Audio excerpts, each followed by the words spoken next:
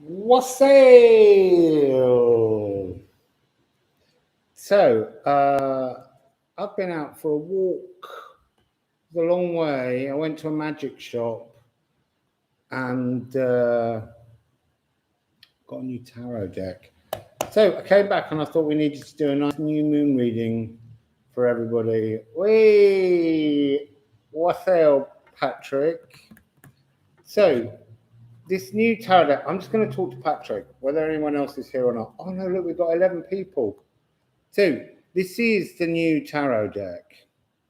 I say new, it was a very long and hot Wassail Gillian, Wassail Fortune Sun, Wassail Cheney, thank you. Oh yes, thank you. I forgot it was my birthday yesterday. Thank you all for your amazing birthday wishes.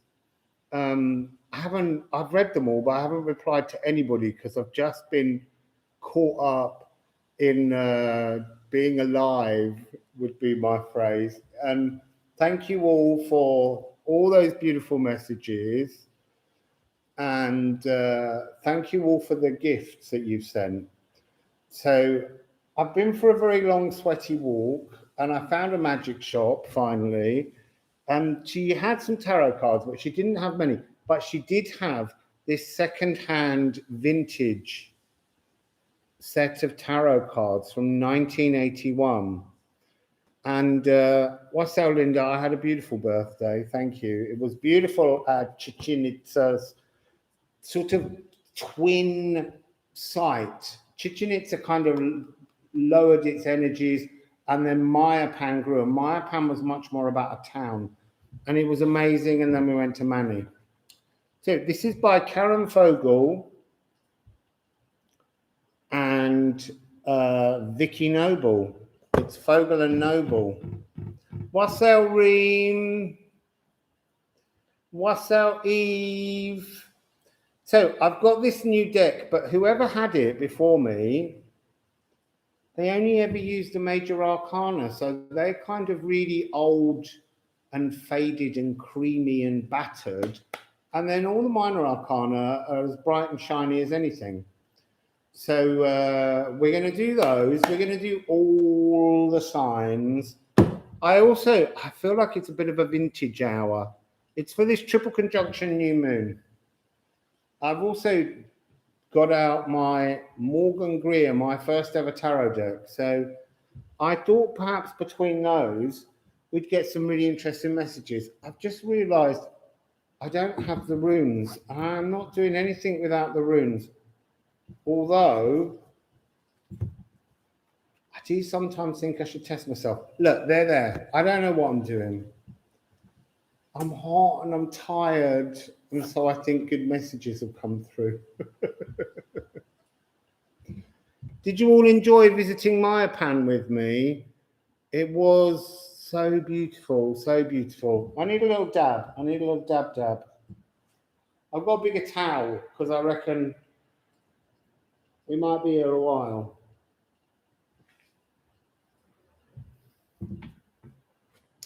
So I've also got this little deck of cards that are being worked on, and they're being changed, and they're being put through a computer, and things are moving on them. But there's one for each sign of the zodiac, and they're by Aidan.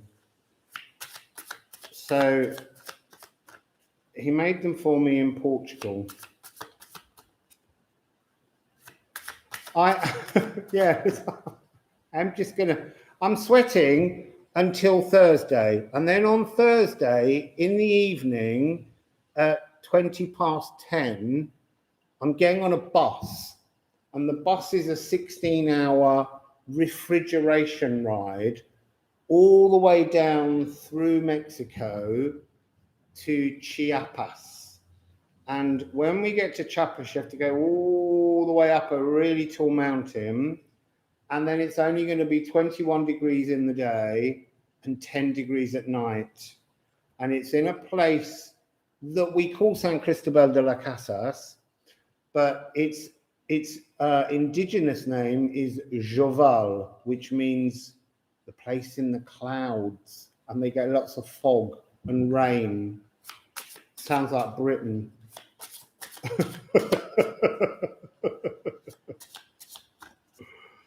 Yeah, Tommy, that pyramid was incredible. I didn't go up it though. No way. Someone said a comment, and they said they went up the pyramid. I think it was Danielle. Went up the pyramid and then was stuck there all day because she was too scared to come back down again. So let's go into this with, I don't know which sign. We'll see which card comes out. Yeah, I love clouds and fog. I reckon we get some mystical messages. Also, there's meant to be hummingbirds in the garden. And if I don't see a hummingbird, I'm going home. I'm going to go and see a little blue tit and a robin. I do miss a blackbird. I do miss the song of a blackbird. We've got no cards. We've got no cards. So, what have we got coming? What have we got coming? You have to keep reminding me to fill in the timestamps.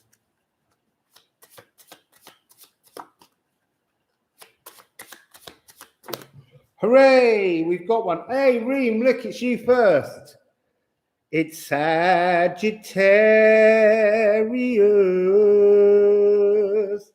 So, Sagittarius. Oh, I've lost my pen. Right, so Sagittarius. And that is 6 minutes 40. Oh, 6 minutes 50. Sagittarius. Let's have your bells. I've got them up high.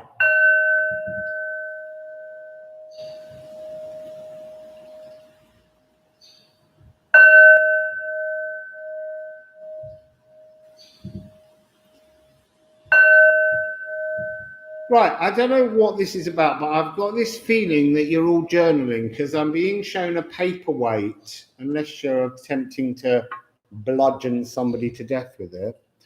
So a paperweight. Oh, Wassail Bridge. Hello. So a paperweight. Writing, journaling, I'm not sure. Let's get a rune and then we'll dive straight into, might get two, we'll see what comes. And then, no, we're having one. It came out so very, very, very, very clearly. And then we go into the new deck, which I don't know any of the cards of. Oh, you see, look, Reem's right on this one. So this is, for anyone that's asking, because people will keep coming in, it's Sagittarius. And you've got vein, fluid.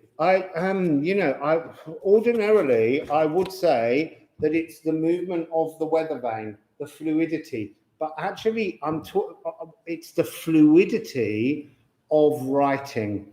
It's not journal with typing, it's journal with writing.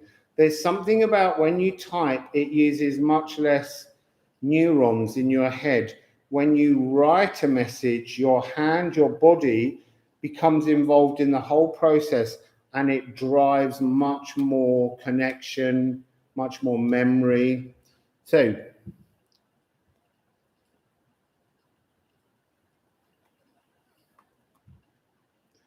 look, new cards.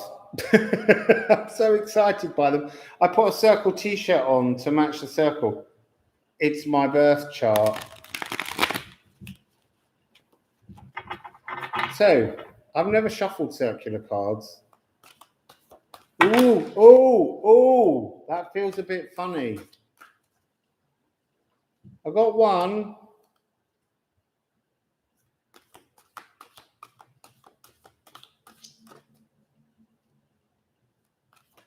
Oh, we got two. Oh, they're hard. They're jumping like in big chunks. I think they're excited to be out. I think they've probably been sitting in that shop since 1981. Right, we've got 4 cards. That's a lot of cards. Going to be here for a year. Oh, this is interesting. Look, you've got the Ten of Swords. Can you all see that beautiful image?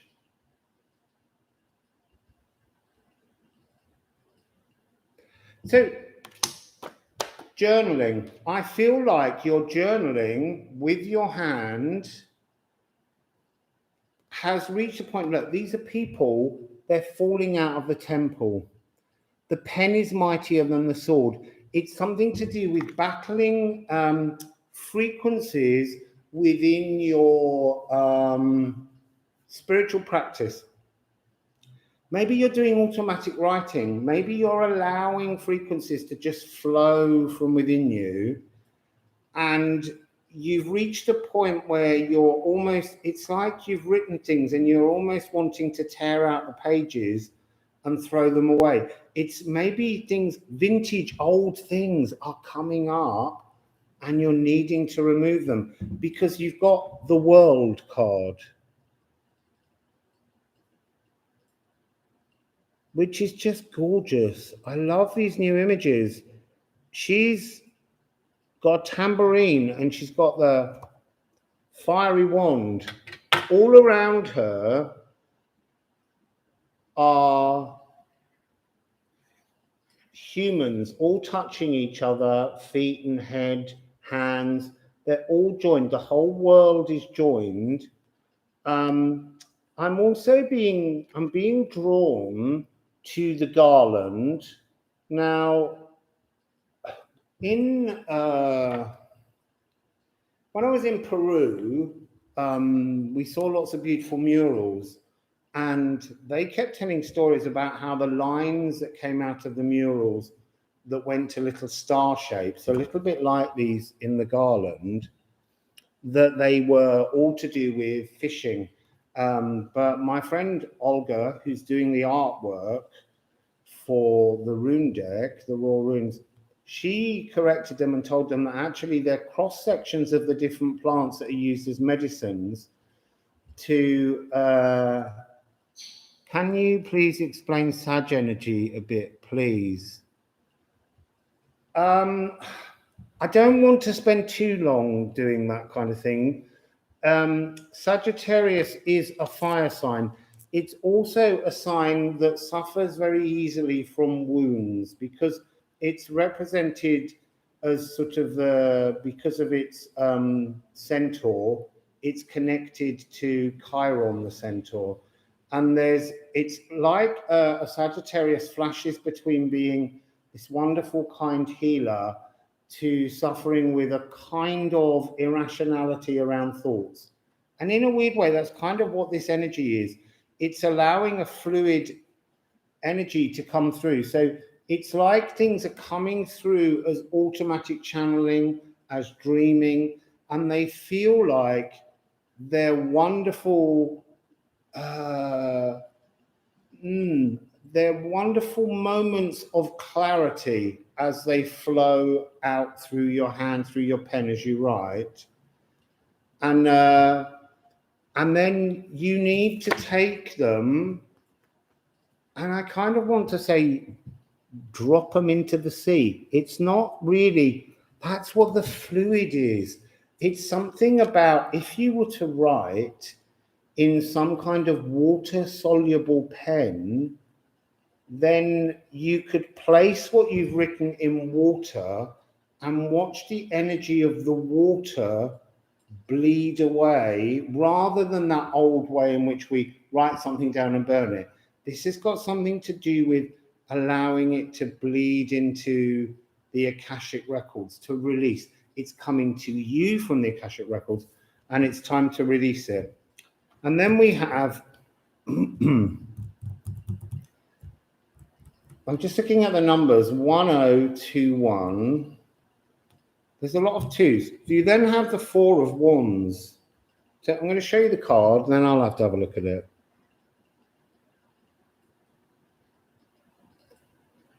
Yeah, Chakra Meditation. I've just bought this Motherpeace deck. Never seen them before. They're second hand.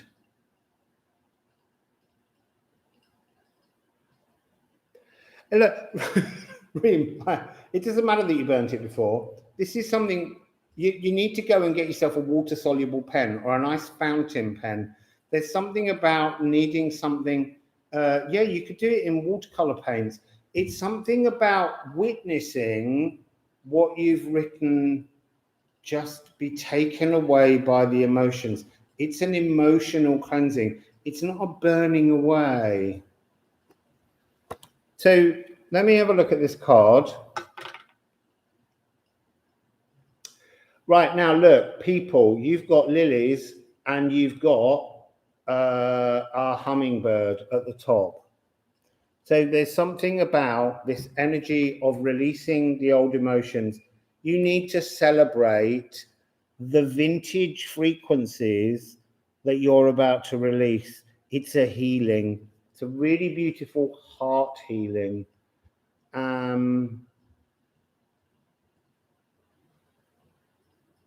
There's such wonderful energy in this. I kind of want to say that you almost need to, this is like a ritual that you're preparing. You write the things that you wish to release in the watercolors, in the water-soluble pens. You place them in, and then you kind of, I feel like you need to dance yourself around these emotions and witness them bleed away. And then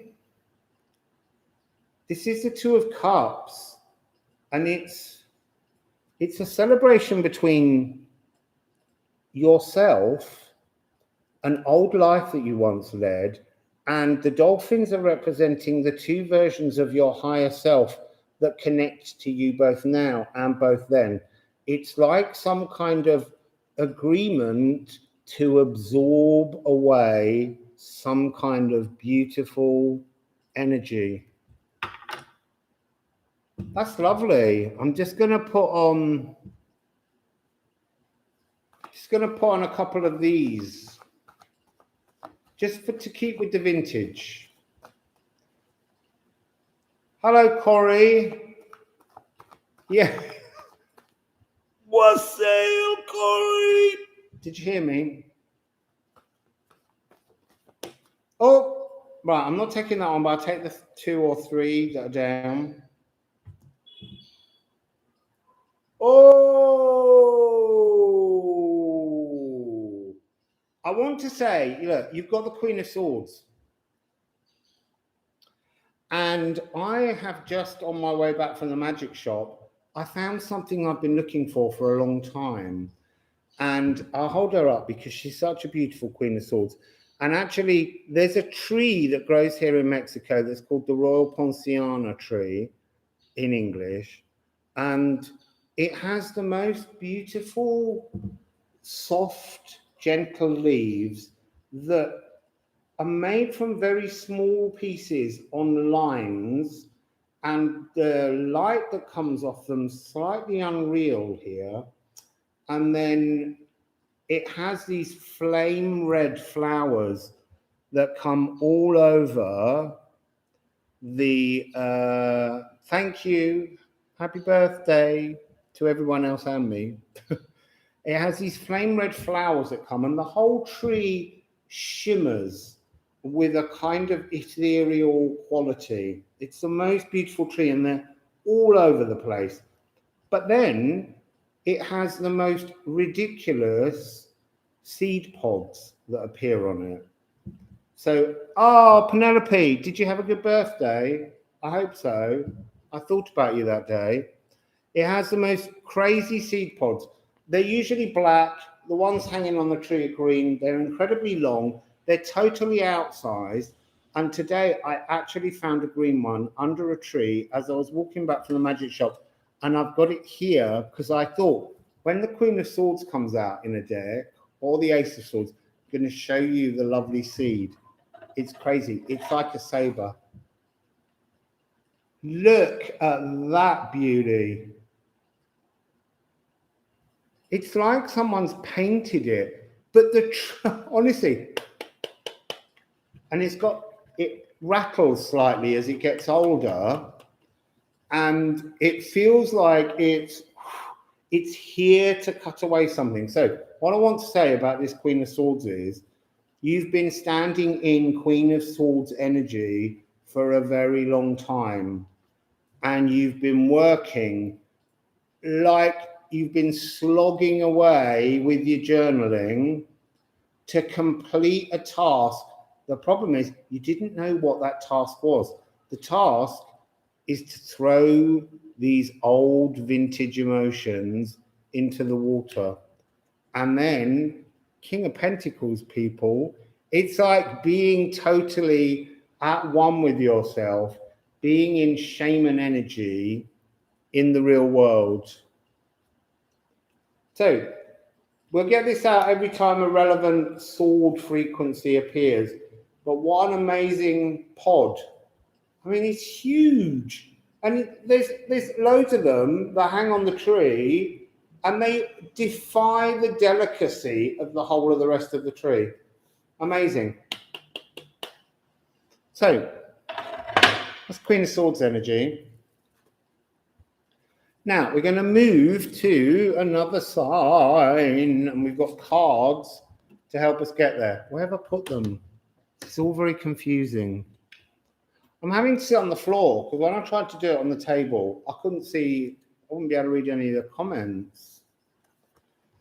So journal anything. You don't have to journal in your water-soluble pen, but once you've worked out what it is that you've journaled that no longer serves you, you need to draw it, write it in water-soluble paints, pens, and then you need a ceremony where you dance around it as it bleeds into the Akashic records from which it came.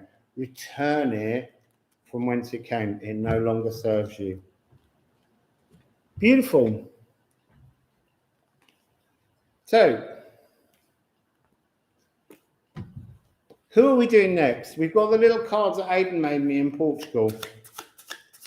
He's working on doing them all in a different... We're going into Cardinal Cancer. Actually, you got two images. You got one on the back as well. Are you being two-faced? So, Cancer next. I have to move that one up there. So, here's your bells, Cancer. Oh, no, hang on. No. I've got to write down the dates.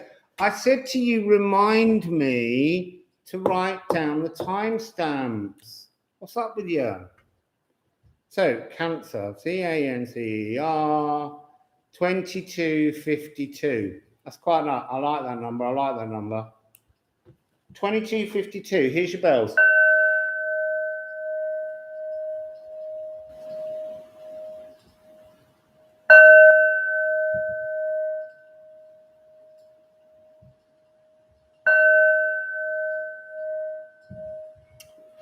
So, what were your bells telling me? They were showing me clay. Taking the earth and molding things into some other form. Thank you, Ambrosif. Molding clay to form something new. Taking something to repurpose it to have a better function in your life. Just to remind you, we're on Cancer. So let's go with a rune for the moon. Oh, moon of Alabama.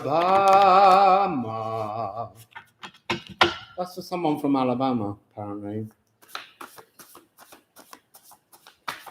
So, yeah, we've only done two, and we're not doing them in order because it's more fun. Reem never does them in order. Reem never follows the order. She mixes it up. Right, so can we have please one rune? Just one rune. See, you had two sides to the card. You've got two cards now. So what have you got? Ooh. So you got Getan. It's a beautiful card. This is like hacking your belly open and spilling all your entrails. Because for the Valkyrie, they read the entrails of people to work out their futures. Oh, and that is what we've got. that you've got gut instinct. How fantastic. You've got to listen to your gut, Cancer. Follow your gut instinct. Whether this is about biome connecting in, I don't know. But so we've got schooled. So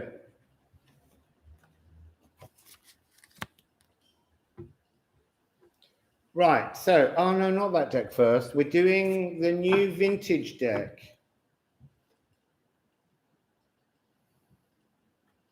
Something very 1970s about that. Whoa, that's a creepy card. I'm not showing you it. No, I will.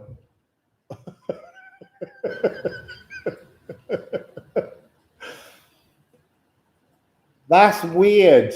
It's like 5 floppy starfish. Yes, a rotary dial.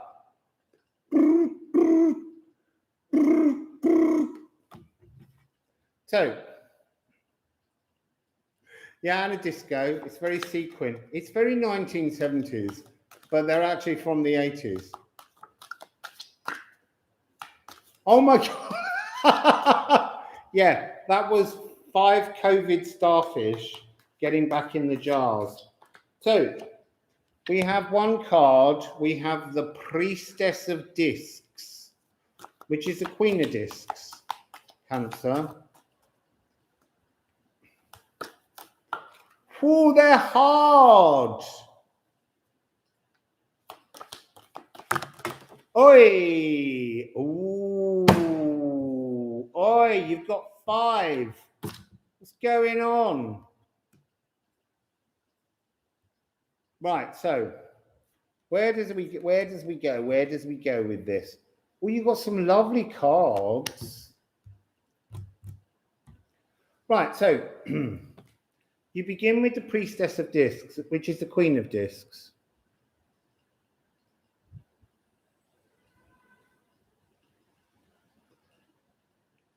Did you, Jennifer? You used to have them. I've never seen them before, but they were the only ones in the shop that I liked. I feel like part of it is, look, your voice, your biome is talking to you parrot fashion. It's kind of repeating what you say rather than listening to its true voice. And you're not looking, you're so busy involving yourself, I want to say, in some kind of I don't want to say like a restrictive diet, but you're on some kind of dietary system, a choice of foods that you put in your body, and your biome is kind of going, that's not the way to do it. It's not the way to do it. So you're not listening. You're almost, there's a sense of you're looking away from the innocence of the voice of your biome, and you're focused on this kind of this energy of I kind of want they're showing me it as a blue line going around the throat, as if to say that you're focusing on this energy as a mistruth, and your biome is shouting at you. I'm also seeing the maze in the background. Maze was given to the Mayans by the gods. I want to kind of say that your biome is almost like a god in some way. It's not you. Your biome is a separate entity. It's the natural world's bacterias that live within us. They talk throughout our body. They teach us different things. So you're not listening properly to your biome, and it's making you not feel part of the world. They're showing me a drum now with a really saggy skin, and you're banging the drum. It's not making a good sound. And that's something to do with you're not feeding your body the right foods. Okay, so the next card is absolutely gorgeous. It's the Hermit, number 9, which is actually the crone.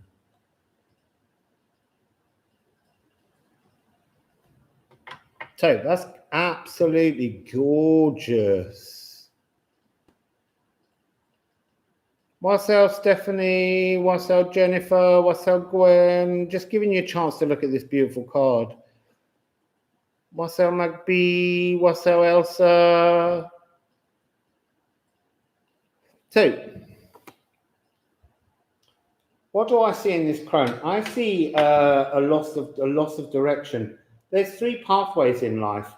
It's almost, what I want to say is, it's like your biome and your body have shifted from baby, innocence, and then it's moved directly to crone. It's like you've missed out the actual part of life that's fun. You're on some kind of restriction around yourself, denial of things to yourself, things that you want, that your body's calling for, that you're denying because someone said that food group's no good for you, and you're believing them rather than listening to your gut instinct. So Cancer, it's time to clean that up. The important figure, yes, the crone is there, but right now she's pointing to me that the energy is got to come from the crone. You've got to almost go backwards to bring yourself up to this energy of being like a healing star to your own biome. The biome is coming across as a kind of esoteric moon-like ghost energy that we're just not aware of, that's talking to all different parts of our body all the time. Cancer. So, do you know what? I'm getting like a pain here now. What are you doing to me? So, what's the next card? Ooh, now then. This is coming across as a false emperor, but it's a hierophant, a false energy of spiritual practice somehow. Your guts have got a better practice for you. Your guts know the way to your future. This guy in the middle, it's like, I want to say it's a little bit like a guru, and I don't mean to disrespect gurus. I'm just using that word because it's a word we understand. This is someone who puts their own importance higher than the practice that the people who are following his ideals. It's somehow, it's really a weird energy. He's almost coming across as there's all the women around, they're sort of kneeling to him, and he just feels like a false idol. He feels like something, maybe it's just a male dietitian that you're talking to, that you're listening to, but there's something, it's almost, I'm showing the energy of the denial of certain food groups is walling up your emotions. You're blocked because there's a wonderful scene, but look, there's a wall damming the emotions. They're not flowing properly. And look, the scripture that it's blank. There's nothing in it. So, now this is inside your body, this next card. This is the Eight of Wands. Now, can you see...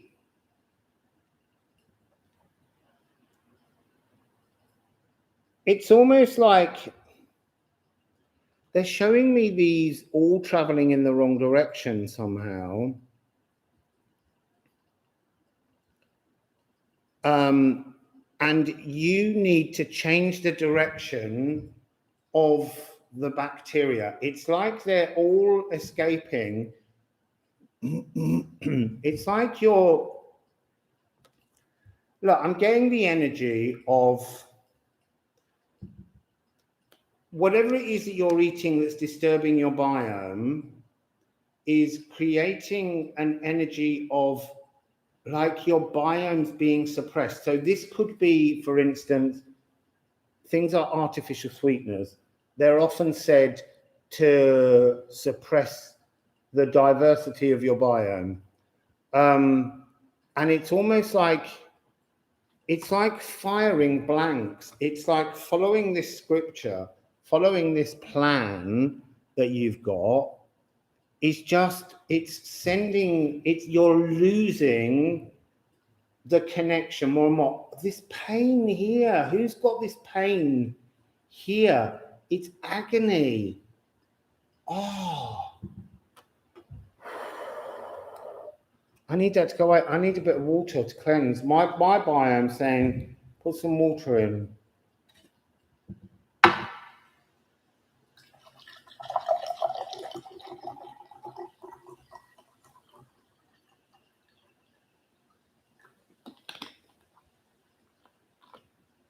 I want to say acid reflux as well. They're showing me the solar plexus.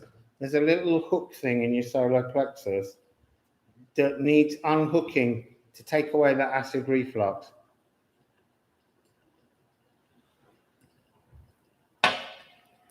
So where's this heading? If you start to listen to your biome, if you start to give it better diversity, if you change and listen to what it's calling for, you come into Priestess of Swords. Now, Priestess of Swords is the Queen of Swords energy again. It's the most wonderful card, and I'm just going to say it's going to give you biome, peace, and security. Just have a look at this beautiful energy.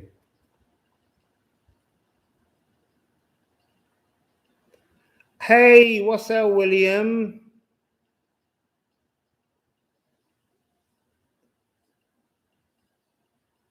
Yeah, it could be the pancreas. It hurts. Whatever it is, it hurts. So, you can see in her card that Spirit is leading her and all of her biome and bacteria. So the message is for you, Sagittarius, that it's not mind, body, and soul. It's mind, body, soul, and biome that will take you on your next spiritual encounter. Correct your biome, kiss God's ass. Sorry. They made me say that. Right. Let's do... Oh, so let's just, we're on Cancer. I'm just going to see if we've got one of these to go with it.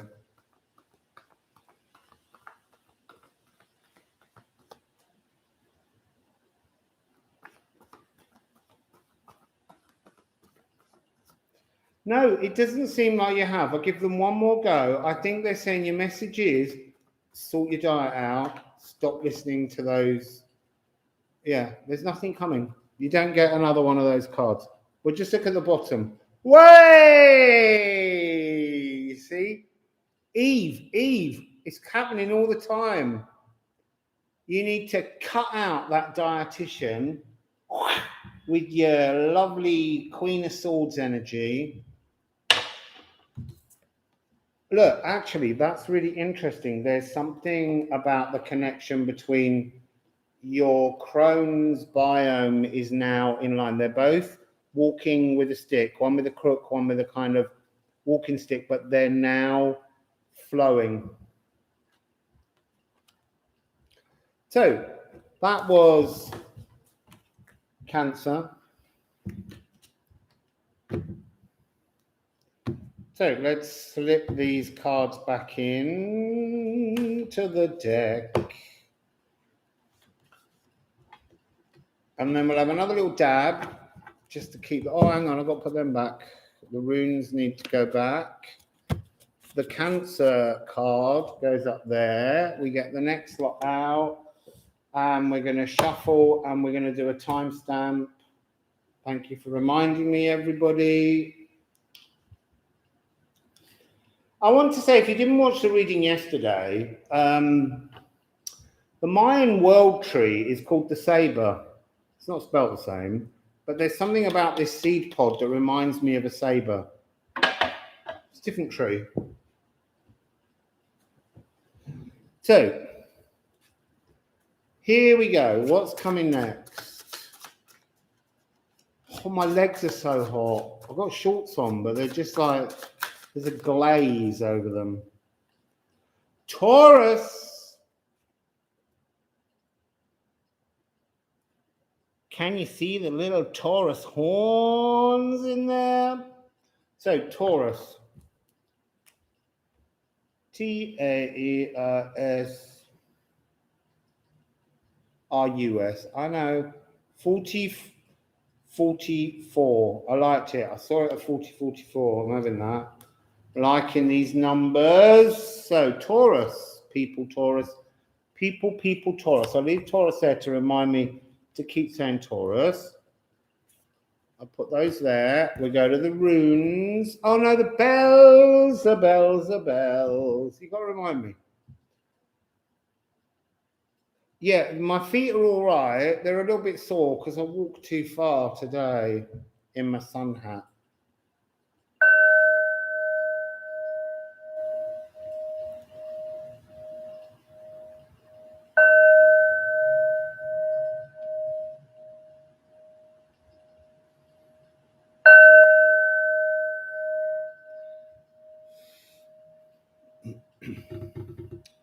I feel like there's something you lost.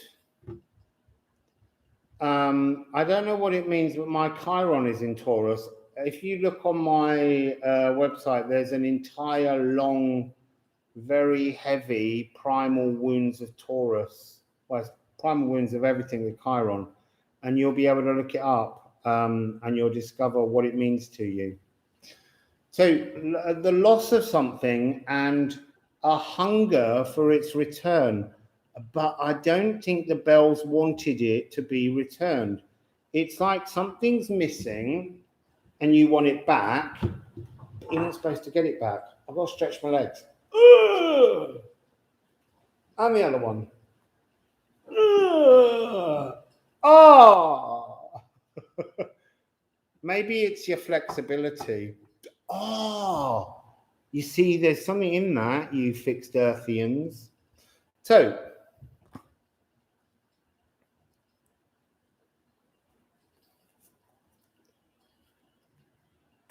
okay, well, look, William, and I've lost who else it was that said that. Fritz. There's the wounds of Chiron. It was a video I did, I don't know, 5 months ago maybe, when I was in Cascais, and it was a dark night, and we all had a good cry.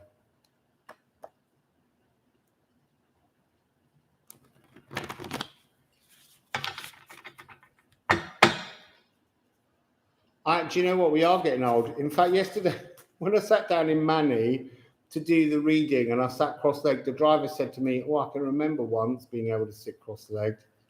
And I was like, I have to keep doing it, even if it hurts. I'm not giving up on it. Right, so, Taurus. What's this thing you've lost, or what's this need for it to return? Oh, now then. You lost something right from the very beginning. Actually, I want to say maybe you never had it. It's the Ginunga gap. It's the void. Do you know what? It's good to cry, William. The Ginunga gap. You see, now I'm getting this energy, actually, because you've all been talking about the winds of Taurus with Chiron, and I don't know what it is, but here's the interesting thing. This new moon that we're reading about, Chiron is at 10 degrees, and it's kind of in an 3-orb opposition to the sun, Mars, and the moon. I feel like there's something, it's not that you lost it, there's something you never brought with you somehow. There's some part of something that matters to your future that you haven't accessed yet.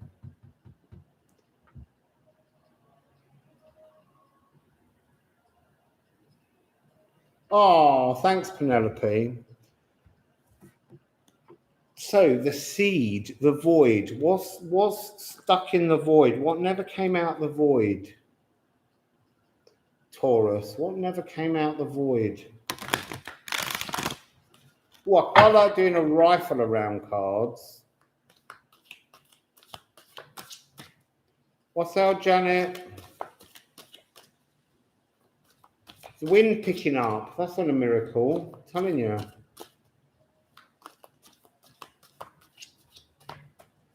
Right, so I just want to say, AJP, Saturn in Taurus, you want to watch out. I can't remember when it is. I was looking at it this morning. There's a point coming within the next few months where Saturn and Uranus, Gaia, reach 13% in Aquarius and Taurus.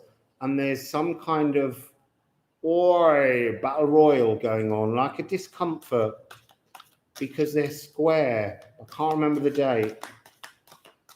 Someone might be able to find it. It's quite soon.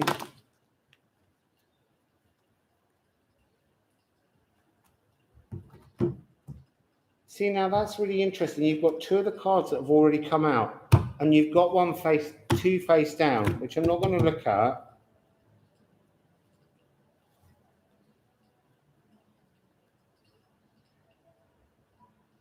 So you've got,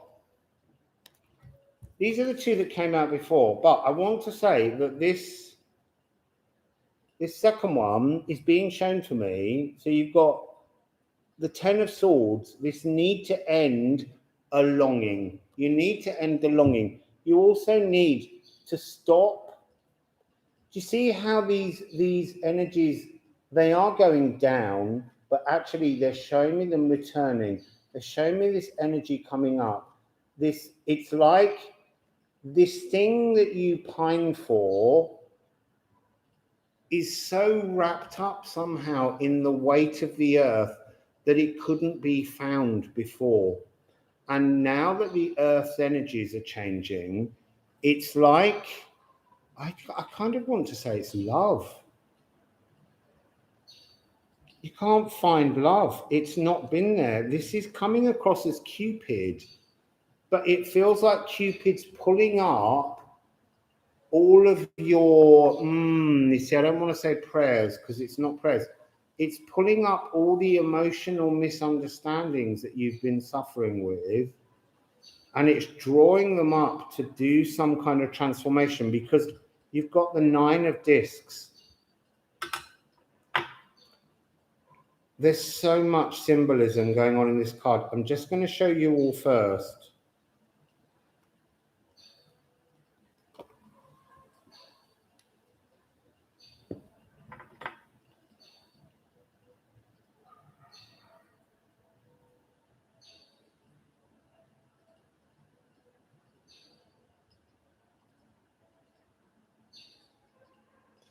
I wonder whether the love was part of your wounds of Chiron.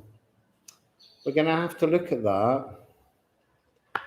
It's quite a heavy video, in truth. So the energy that I'm getting from this is, it's like all the spiky parts of you, all those very dense, thick-skinned, stubborn frequencies that people believe is you, is not your truth. It's like your cactus is flowering and new seeds are being planted, and it's multiple seeds. There's something about, you've done the, I want to say you've done,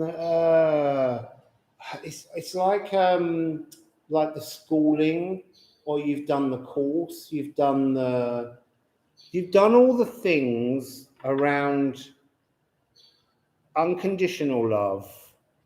You've kind of collected all of the rosettes, and yet you wouldn't want to wear a single one of those rosettes. You're not interested in that badge. And I think that what's coming is in here somehow. So you've got to release, I want to say, like, Do you know? Oh, you see, that's what they're showing me now. They're showing me. There's a famous poem called "The Bullfight" by Miroslav Holub, and it's something like 3 pairs of bandoleros in his back, and it's something to do with the bull being spiked in a bullfight. It feels like every time you've moved into the energy of love, it feels like someone just shoves another red hot sword into you, and it makes you really uncomfortable. Is that true, Rusty Pebble, that the overused word of 2021 is nostalgia? I hate nostalgia. I think nostalgia is part of melancholy, and I think nostalgia makes you sick. I think you have to let go of nostalgia. If someone says, oh, I love the 1980s because I loved all the music then, do you know what? Why don't you go and book yourself your funeral now? Because you're already slipping your way away from the future. Sorry, I don't like the word nostalgia. I like to move on. So yeah, it's like the desert landscape is waiting for some kind of emotional rains, and the emotional rains will allow your love to bloom in a way that it hasn't before. Yeah, it is. It's living in the past. The past's over. It needs to go away. Oh, now then, look. 8, 9, 10. But it's actually, it came out as 10, 8, 9. It's like what was missing from your previous loves was a sense of divinity. So, what are these 2 cards?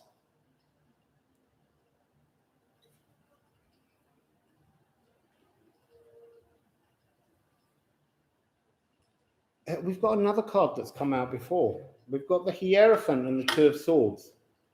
But the 2 of Swords has got this frequency of writing a new future.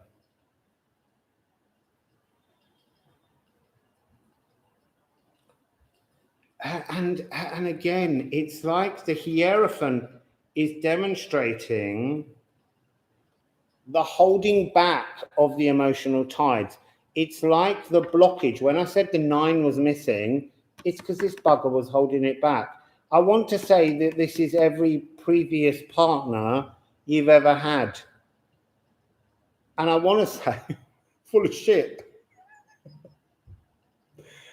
So, Taurus, there's a massive frequency, and we're now 2 and 5 are 7. So we're getting 7, 8, 9, 10.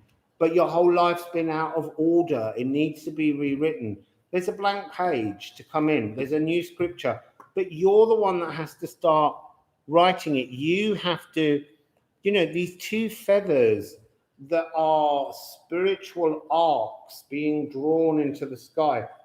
And you've been gifted by the stork who brings things home to roost, has gifted you with the energy. And then there's 2 little rocks coming out of the water, and that's you and another. It's almost like this blocked wall will open, and it will almost feel like a wall, a tsunami of loving emotions coming in. The moon's very visible in this card. I'm not saying it's necessarily this moon that it happens, but this is the moon that triggers something in February for you, Taurus. So let's get another card from this deck. Oh, we're actually getting one this time. Cancer didn't get any. Wasn't talking to Cancer this deck. You've actually only got one. And it's a 5 of Pentacles. It's talking about if you hold on to this memory. Oh, look, they're showing me that as well. They're showing me this as 100. It's the point at which something new comes in and creates a new frequency. But it won't happen if you keep holding yourself in a kind of love victim mentality. You will just find, if you don't open to this new energy, you'll just find another toxic person who's needing your help. And there's an energy frequency. I'm going to pull another card because this is important. There's an energy frequency where, admit it, Taurus, you quite like caring for wounded souls. It's no good. They need to care for themselves. You need to care for somebody that's fixed. So, it's conjunction on Jupiter and Mercury retrograde. Yeah, Mercury's retrograde at the moment. Actually, because my solar returns just happened, I had all of them in retrograde. You're going to have to get another one. Look, because this is... You have to... The Hanged Man tells us that you have to let go of your ego, and rule from your heart. So this, I want to say there's a really strange frequency where your ego believes you can make people better. I'm not saying you're a false healer. What I'm saying is don't fall in love with someone who needs healing. You fall in love with someone who's healed. This is the message that these cards are saying. Don't repeat the pattern. The pattern has to end. You have to send up to this beginning, when we had this frequency, to Cupid. Look, Cupid, Venus, all of that frequency, you are ruled by Venus. You have to send up thanks for all those knobheads that you've been out with that have made you feel all of the swords, the bandoleros in your back, the matadors planted there. And you need to be grateful for saying, I get it. I've got every bloody badge and t-shirt and postcard on the spectrum of love. It's time for a new version. So, it's giving you one more. Do you know what? Taurus, you've got to unfix your fixedness. They're constantly giving me yet another card. It's like I'm telling you something and you're making an excuse for why you can't do it. See, it's an overburden. Oh, it won't work out for me. It's just going to be an overburden. It's not going to work. Look, I split the deck and it gave me the World card. You can complete this, but you have to believe in yourself to change the tune and write a new frequency. The spirit, bird spirit, stork is there to help you nest. It's just, that is the funniest thing that it was showing me. And they said to me, turn the bottom of the deck over. It's like you refuse to change it. The power is within you, but you won't listen to it. So you can do it. You really can do it, but it's only you that can do it. You have to change the record, turn the disc over. So that was you, Taurus. I'm sorry about that, but you know, the cards clearly wanted you to hear you're not fixed. You just think you are. You can break free of things. You can accept that there's beautiful change coming in.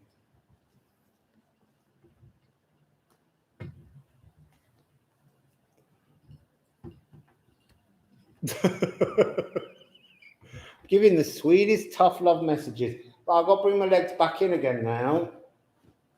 So let's just get comfy on my knees for a bit. Oh, that's better. Right, so now we're moving on to, that was Taurus. Who have we got next, people? Who have we got next, people? Who's next for a bit of tough abuse? Oh, well, it's Capricorn, because Capricorn's on the knee. I love this Capricorn card because it talks about an aspect of Capricorn that no one ever wants to consider, which is kind of the two aspects of the heart. Anyway, Capricorn, let's give you a timestamp. Oh, look, 10036. Capricorn. So, yes, thanks, Eve. You're the most perfect moderator. And a very beautiful reader too. So, we need to get rid of your... I want to just say, I'm just going to skip back to Taurus if they're still listening and just say, what did you lose in the void? Because I lost track of that card in a minute. What you lost in the void was yourself. Okay? So, bells. Bells for Capricorn.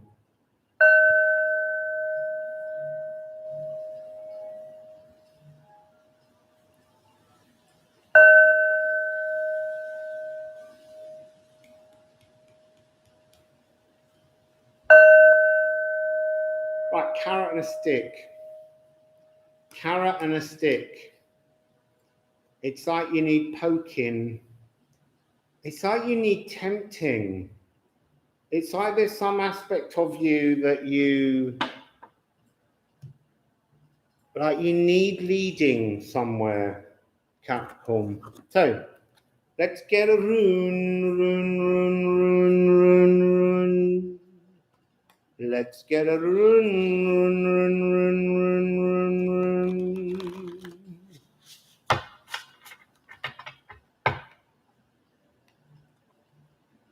Oh, Patrick, wake up. It wasn't Pisces anyway, Patrick, but he fell asleep during Taurus and he's got a lot of Taurus because, like the Taurus, he didn't want to hear that message. So, as a card flipped inside, but I really want cards to fall. There we go. I'm just going to look at what that one is. I think it's ripen. We'll see if it has a relevance. Ooh, Capricorn. Knafa. Knave. Blood sacrifice. To ripen. It's interesting because this is boyhood to manhood energy. It's about growing up, but it's also about the molecules growing up. And then this is to reach kind of maturity, but it's not the end of the journey. It's like taking a new idea, bringing it down into the earth. I almost want to say it's like pricking yourself with a pin, and then that energy will mature and ripen, but you've got to sort of, I kind of want to say, let down your hackles, as if there's some energy that you're holding in anticipation of something that's not actually coming. And that's what's stopping you releasing the fruit that contains the seed for the next step of the journey. But let's have a look, because, you know, that blood sacrifice, tricky old card. It very much reminds me of the white heart that we did just the other day. I've got to have a little dab. There we go. Still very, very, very, very, very, very warm in here. Hang on, we're missing some runes there. They need to go in the deck the right way up. So, Capricorn, we're going with the nice vintage. What are we dialing for you?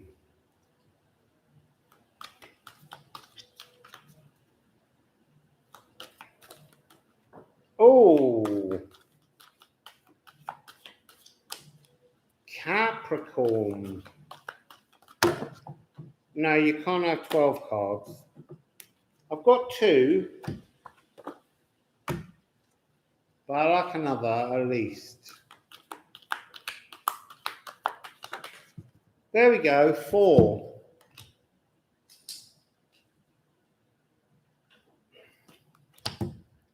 Right, so you begin with the Ace of Cups. Now, I'm going to actually look at something in the book here because they said something about the Ace of Cups, which I thought was rather interesting. But because I read the whole book, it's now gone out of my head.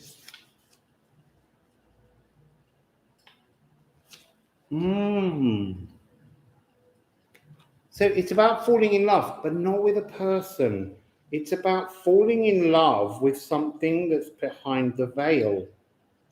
Because you've got the moon, which is in the thumbnail.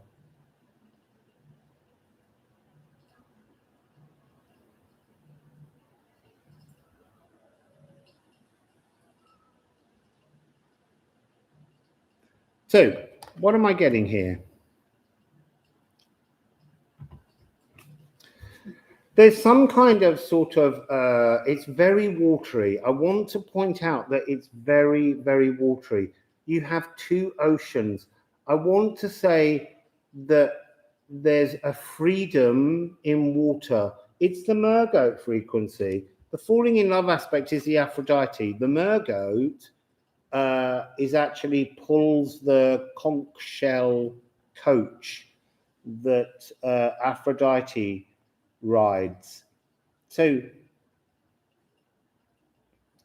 there is something about going back to something very ancient. They are showing me images of sperm, as in the genitals of Saturn, being cast into the ocean to birth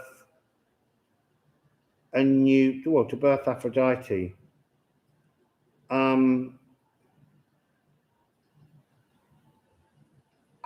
We're being shown the two crescents of the moon and a full moon, and then we're also being shown a kind of mixture of a Celtic thought maze, as I often call them, and a thumbprint. There's something very individual that's waiting behind the moon. It's like some part of you, some energy that frees you, and it's coming across as like there's the energy of both bat and something else as a form of transformation. There's a transformative frequency coming towards you, but it's not really telling me when. So let me go to the next cards and we'll come back on that one.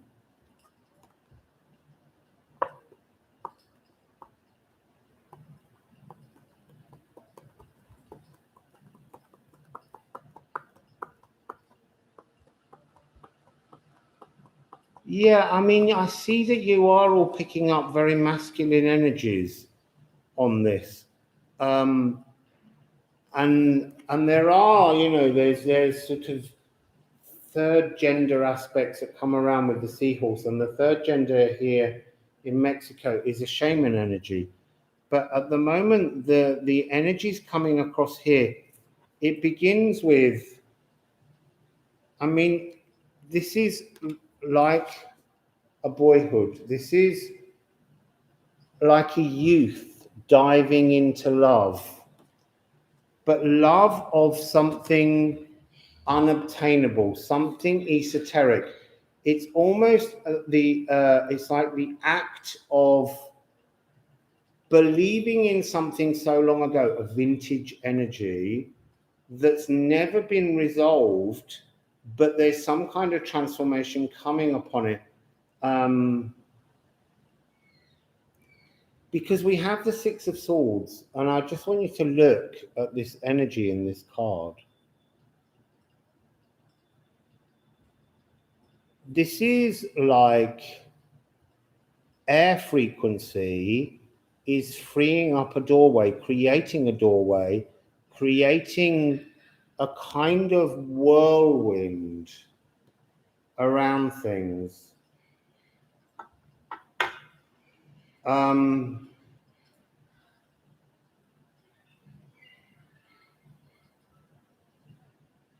2, 3, 4, 5, 6, 7, 8, 9, 10, 11, 12, 13. It's a freedom that's coming. So 13th of the 1st is a number I'm picking up. 13th of January, that's in Capricorn season.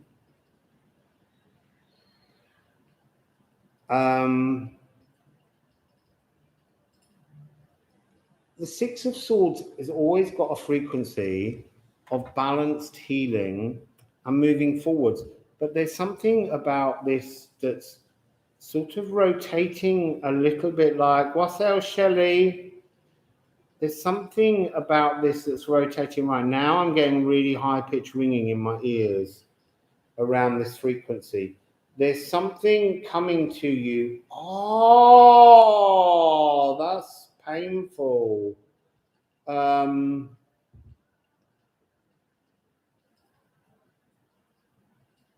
There's something about the crown chakra realigning wind and water.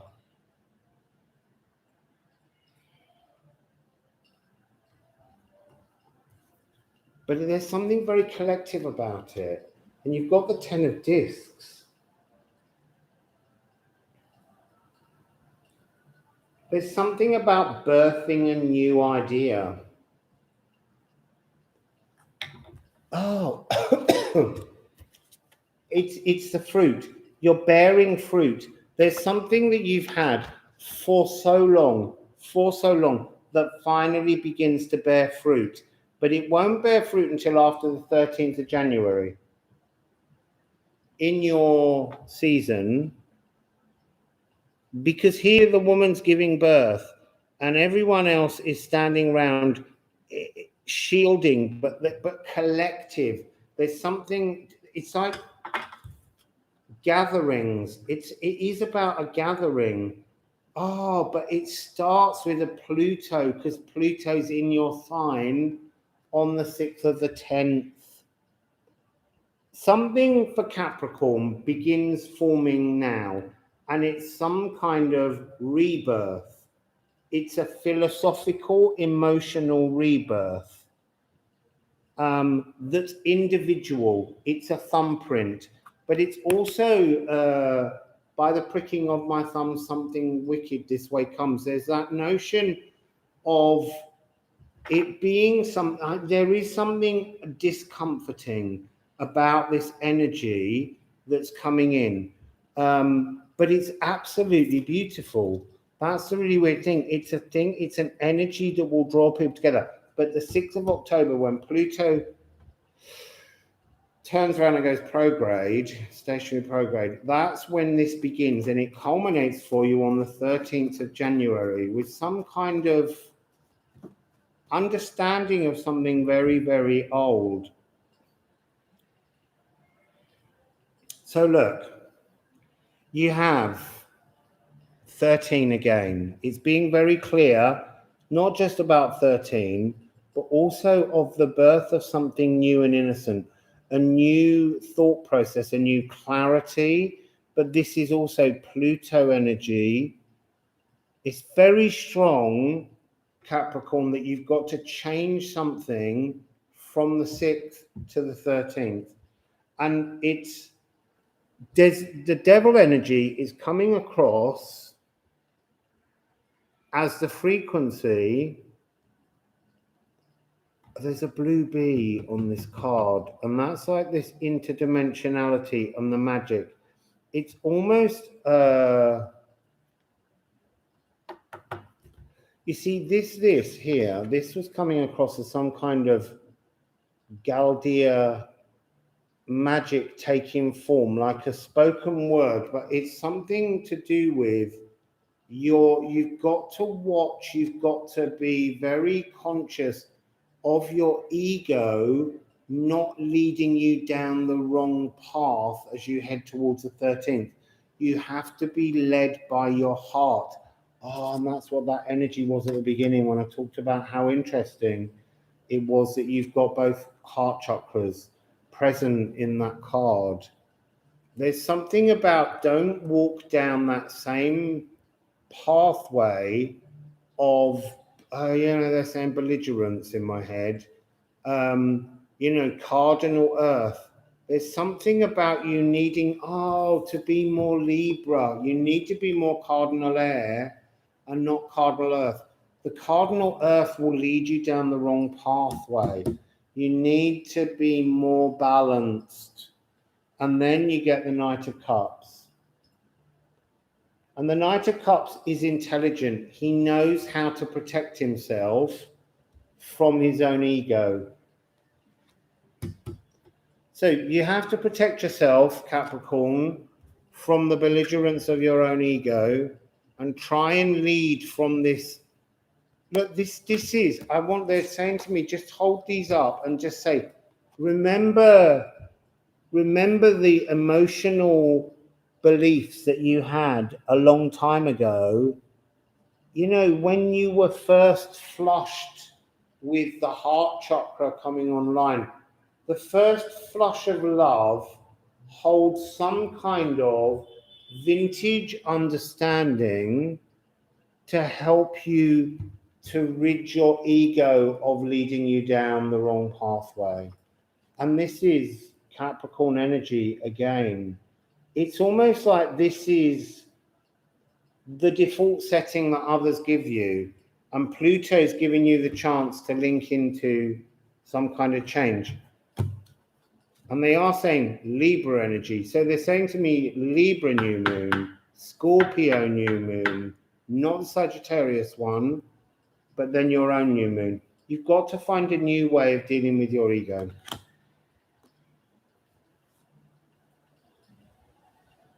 So that's the seed, the fruit that is dangling before you. Capricornus. So let's put these back up the right way and we will move to the next sign. So hungry. I haven't eaten today.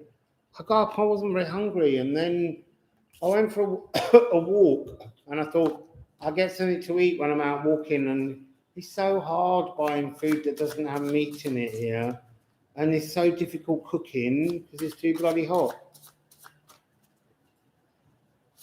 So, there we go. We've got a card.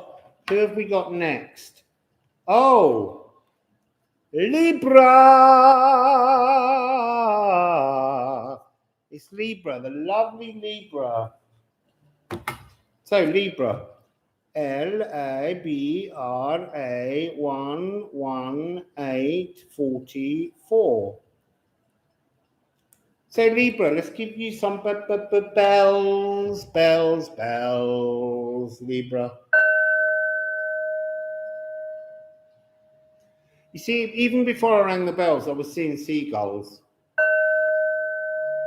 heron gulls, birds over water.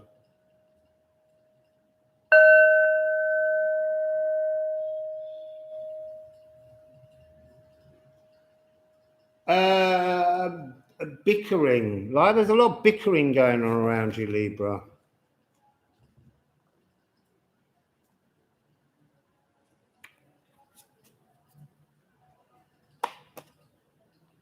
I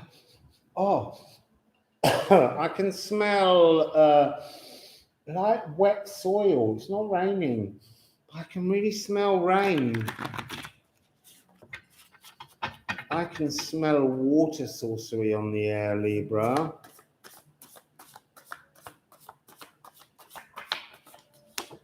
Oh, greedy Libra, 3.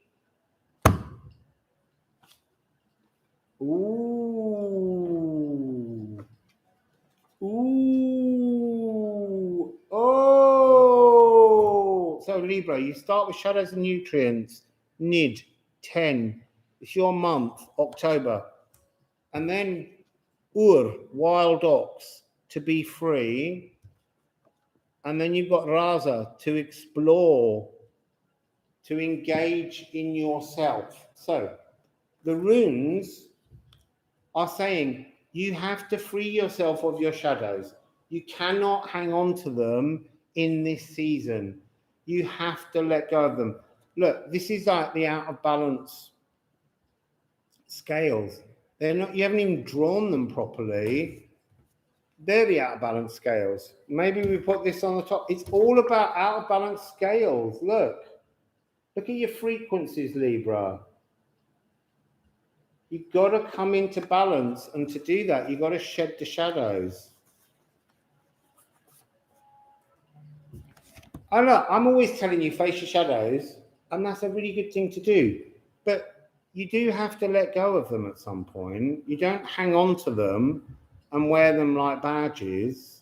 So let's go, Libra, into the vintage deck of roundness.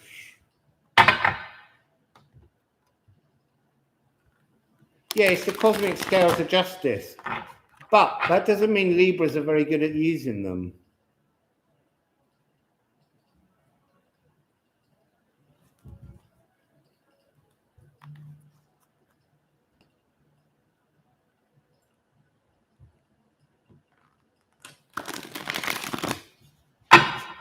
So here we go.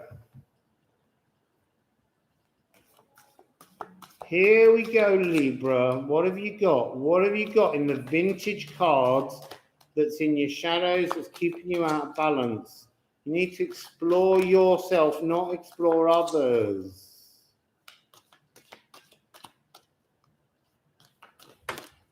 Right, I'm going to pause for a minute and take these two.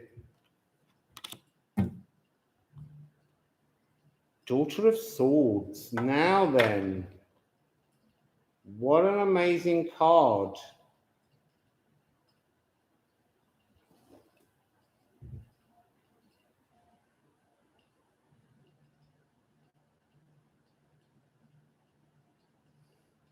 And it comes with the Five of Swords. It's all your energy.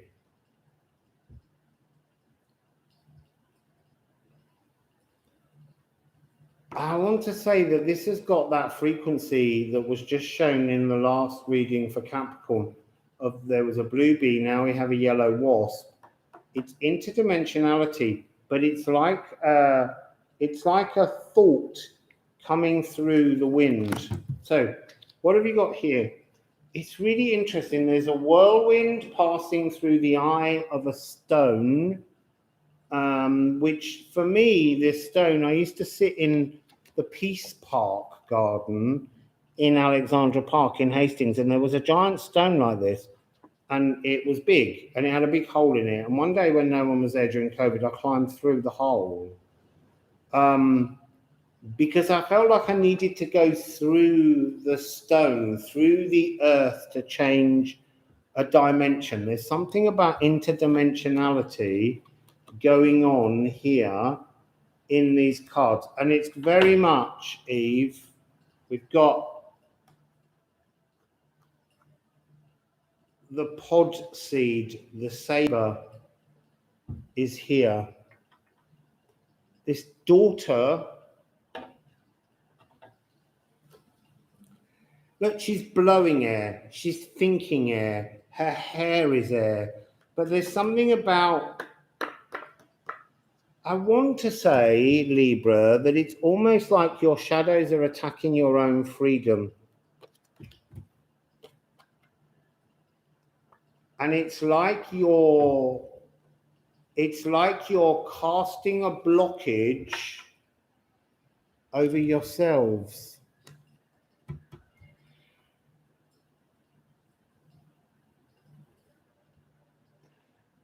There's something very strange about the animals underneath that have got this sense of ur.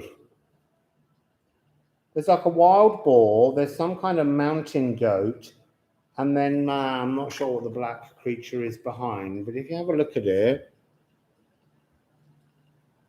So AJP, you have a stellium in Libra, Moon, Jupiter, and Uranus. Well, there is a stellium on the new moon. So it'll be the Sun, the Moon, Mars, and Mercury. Mercury is at 27 degrees, and that's linking into the Pluto return on the USA. Whether that's any relevance to you, I'm not sure.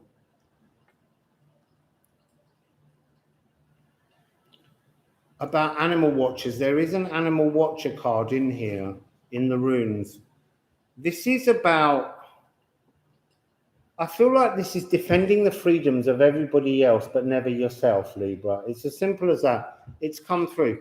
Let go of defending it. Stop being everybody else's hero, because that's actually a dark, shadowy energy. It's not your true energy. That's what they're saying. I'm getting that rain smell again. Wake up and smell the rain. Wake up and smell the emotions. There's something, you have this kind of non-emotional commitment, Libra, that's just all thoughts. You're turning thoughts, you're passing thoughts through the earth, out of your mouth, but you're cutting away at your own freedom. You're defending the freedom of others, but you're not giving yourself any freedom.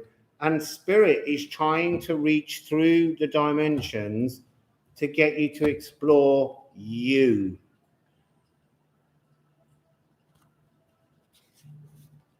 So Penelope, do you have your stellium in Libra?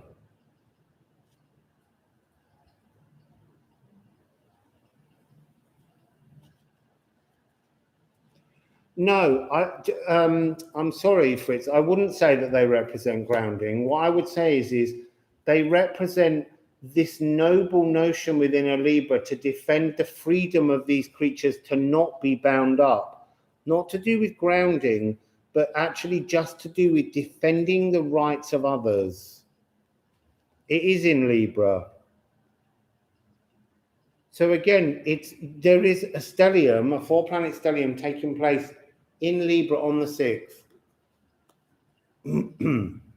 And 3 of the planets are at 13 degrees. So, yeah, it's not really about grounding. It's not about Libra being ungrounded. It's about Libra thinking there's something heroic in defending the freedoms of everyone else and ignoring the fact that they're binding themselves up in a spell of their own doing.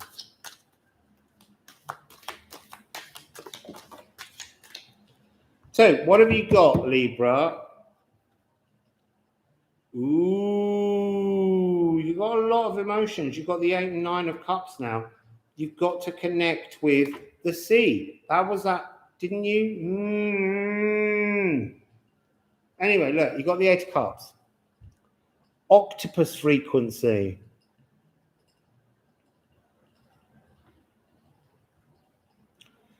Yeah, look, Rusty, it does. But the whole point of this is Libra does it all the time. Libra, you can explore everyone else and never look at yourself. We can learn all kinds of things. The whole point of this message is saying to them that they have to stop doing it. They have to stop defending everyone else and not defending themselves remotely. And you know, it is important to look at others, but Libra puts everybody before themselves always. And that's not learning. That's just thinking you're a hero and you're not. So this 8 of Cups is octopus frequency. It's to move past a blockage. The blockage is this thought that you are the great magical hero defending everybody. Yeah, peacemaker. That's what they've got to stop doing. They've got to make peace with themselves. They're not making peace with themselves. But they have the frequency of being able to have the master key frequency to morph and to change. And it comes, Libra, with the 9 of Cups. Which is kind of, it's really interesting. It's saying for the moment, just let everybody else enjoy their own pool party. Let everybody else just get on with the frequency of their lives. Let them have the freedom to make their own decisions.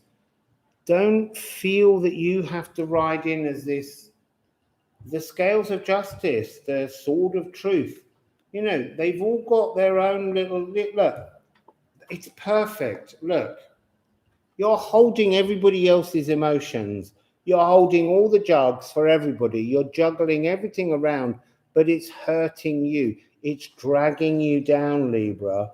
Just put all the jugs down. Put everybody's jugs down next to some lovely cenote, which is a Mexican holy sacred water, and just leave everybody else to party and step away and come towards you. So, I'm glad it resonates, Amy. We've got 2 cards down there from this other vintage deck, which was my first ever tarot deck.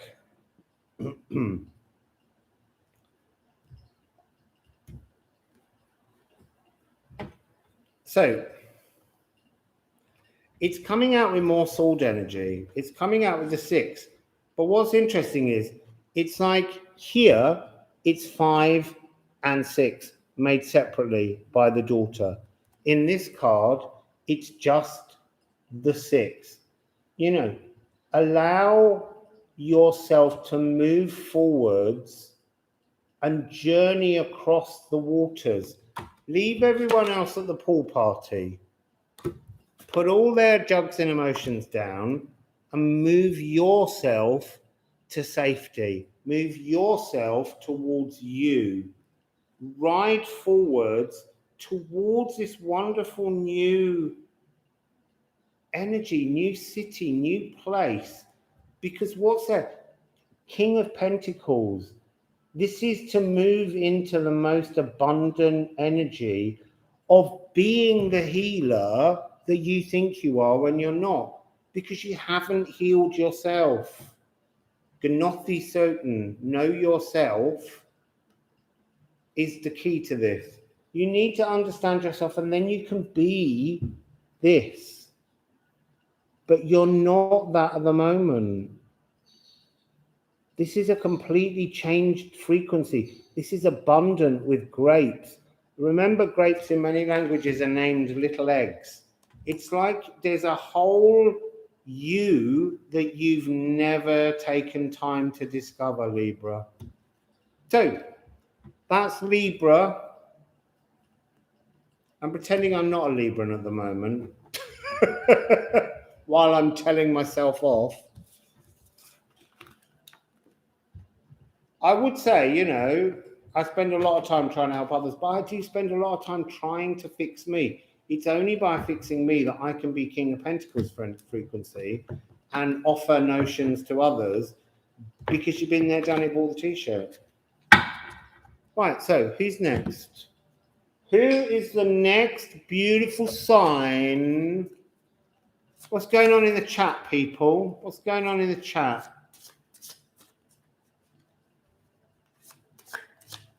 How many have we got here? I feel like there's something missing. 1, 2, 3, 4, 5.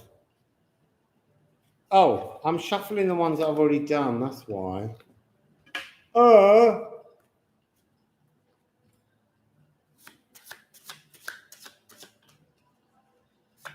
Right, so I have to tell myself off, Eve. My one at the moment I have to tell myself off for is when I start drinking a glass of water, I can't pull the glass down. I'm going to do that.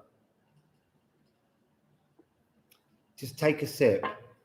Every time I go, I pour it down. I went to a restaurant the other evening because you can't cook it, it's too hot. So I have to look for food sometimes. And I ordered an orange juice, which was 2 little oranges squeezed in and topped up with water and some ice.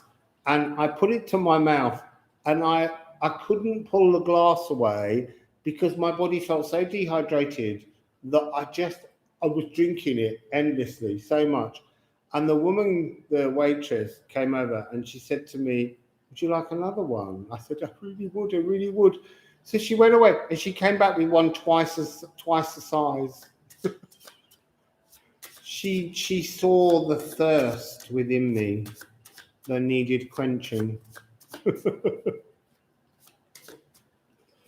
So who's next? Who's next? Who's next? Who's next? They're getting hard to shuffle now. I might just take the one that's on the bottom. Pisces. Whoop, whoop, whoop, whoop, whoop. Pisces. Pisces in the house. Are there any Pisces in the house? Are there any Pisces in the house? Right, Pisces 135.53. Any Pisces in the house? No. Patrick is definitely not Pisces. So let's have some bells for Pisces.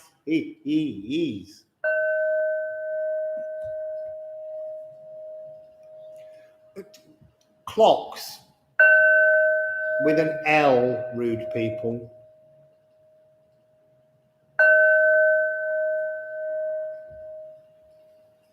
Right, so cogs, tick-tock, time. That's what I'm getting here. Pisces. This has got something to do with tick-tock time. I want to say there's something to do with the 3rd of the 3rd, Pisces, as it comes up. There's some weird astrology going on around then. I can't remember what it is, but there is. There might be a load of conjunctions. We got a lot of conjunctions coming up.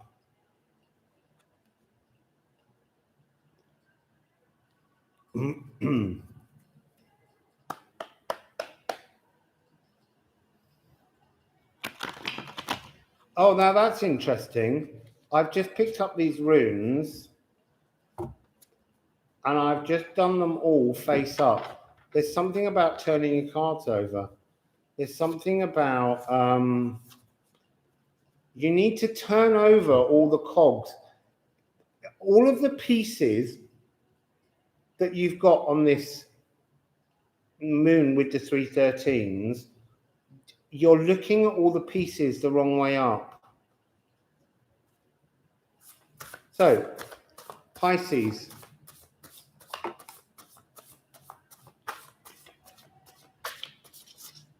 I just need to show that one. It's 13.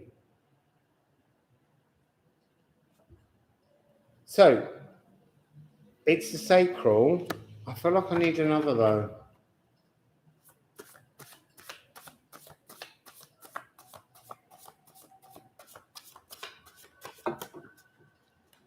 Oh yeah, please like and share this video. I never say that, but thank you for reminding everyone.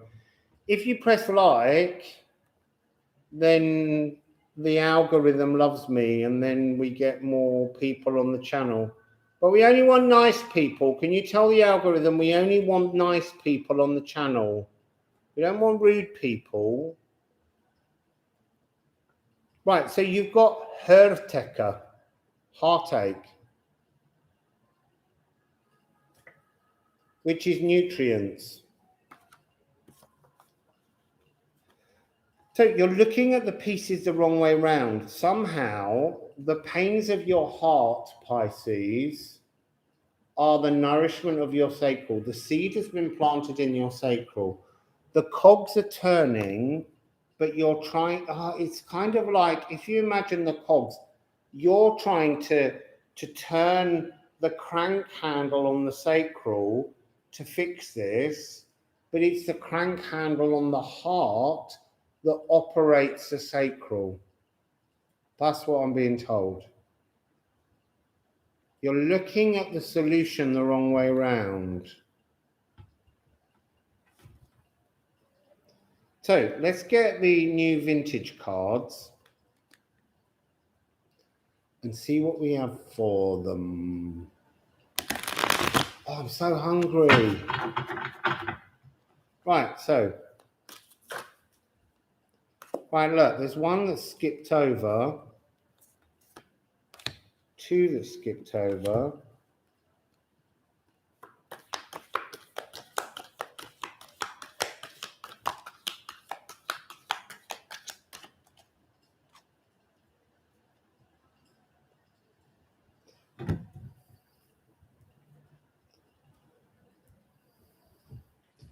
So we have the first card.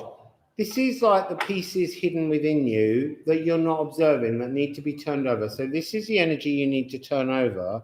Strength. You need the strength to see what's within you. The truth within you is nourished by the heart, the pains of the heart. So this strength card, let me just have a quick look at it.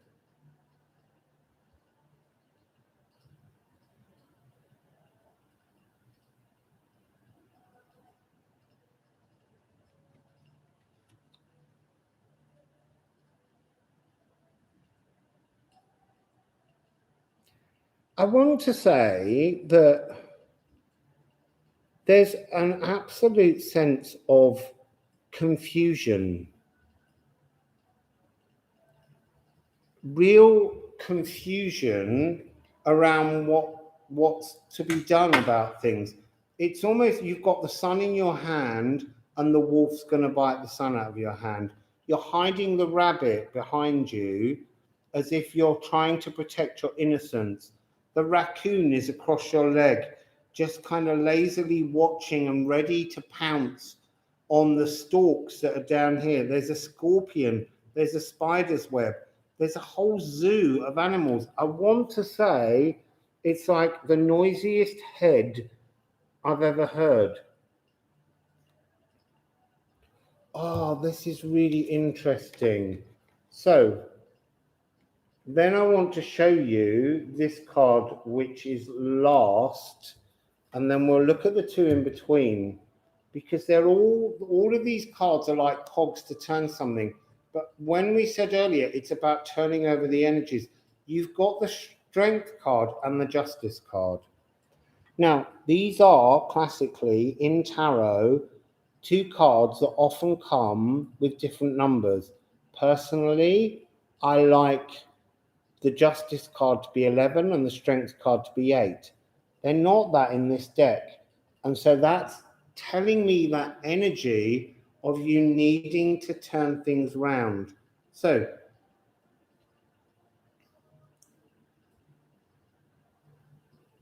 there's something of trying to stem the flow of emotions in this Justice. Look, actually, I just want you all to just have a look at this card for a minute and reverse their meanings. So see this card as Strength and this card as Justice. Just have a look at that for a moment. Try and see things differently.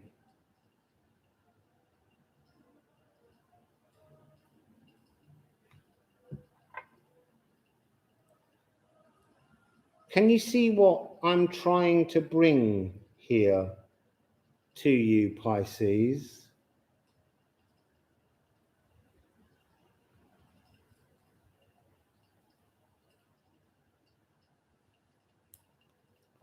Any Pisces in the house willing to speak up?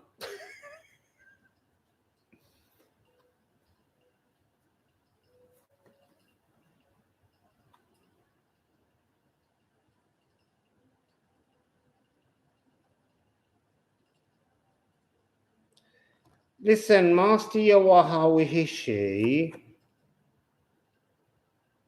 I'm not sure I really want you popping into my channel and talking a load of old bollocks, because that is what you're doing, you know? So piss off. Make your own channel and talk your own shit, but don't come into mine and declare what you think is true. Bugger off.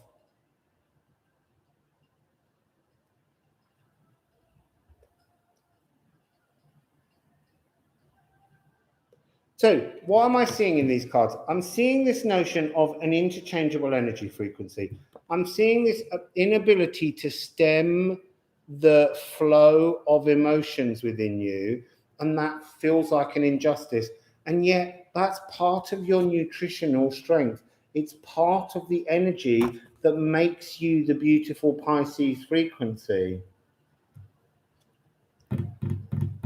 Yeah, well, do you know what? He wouldn't say any of that if he was standing in this room with me. He feels safe hiding behind there, because I'd bop him one right hard in the face. I'd say, how's your Yahweh like that one? So,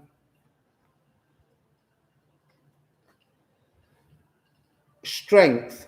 It's like Pisces, it's like the confusion, the thoughts, everything that rolls around in your head that you find so difficult to pin down is your strength, but you're seeing it as a sting in the tail. This scorpion, this spider, there's almost like you're trying to separate all the different pieces of people, lives and things, because you're worried that only you are able to move between and understand something in a balanced and justified way. It's not true. You know, people can do that themselves. I'm very drawn to this, the white heart, because we've just had that awful story with the white stag. Yeah, Cosmic Room Collective, exactly. It's been speaking to me right at the beginning. I believe that the Chiron in Pisces wound was never being touched. And so there's something about this card which is about not understanding personal space properly, having confusion about personal space. Again, in this card, the three sisters, they're like the norns at the base of the Yggdrasil tree. They're washing the roots of the Yggdrasil tree. The past, the present, and the future is like a collective confusion for you. So this is you. Oh, and that's interesting. Oh, so the Hanged Man frequency, 12 moving to 13. Okay. When this whirling thought process is rolling around in your head, it's a bit like the compact discs that we had, Patrick. Hanging from the Yggdrasil tree, but really they're showing me turn it up the other way. Show how in the strength of you is that you hold up the Yggdrasil tree for so many. There's something about the moon being below the surface. There's something about an energy. I'm seeing columns of air rising from the trunks. It's like,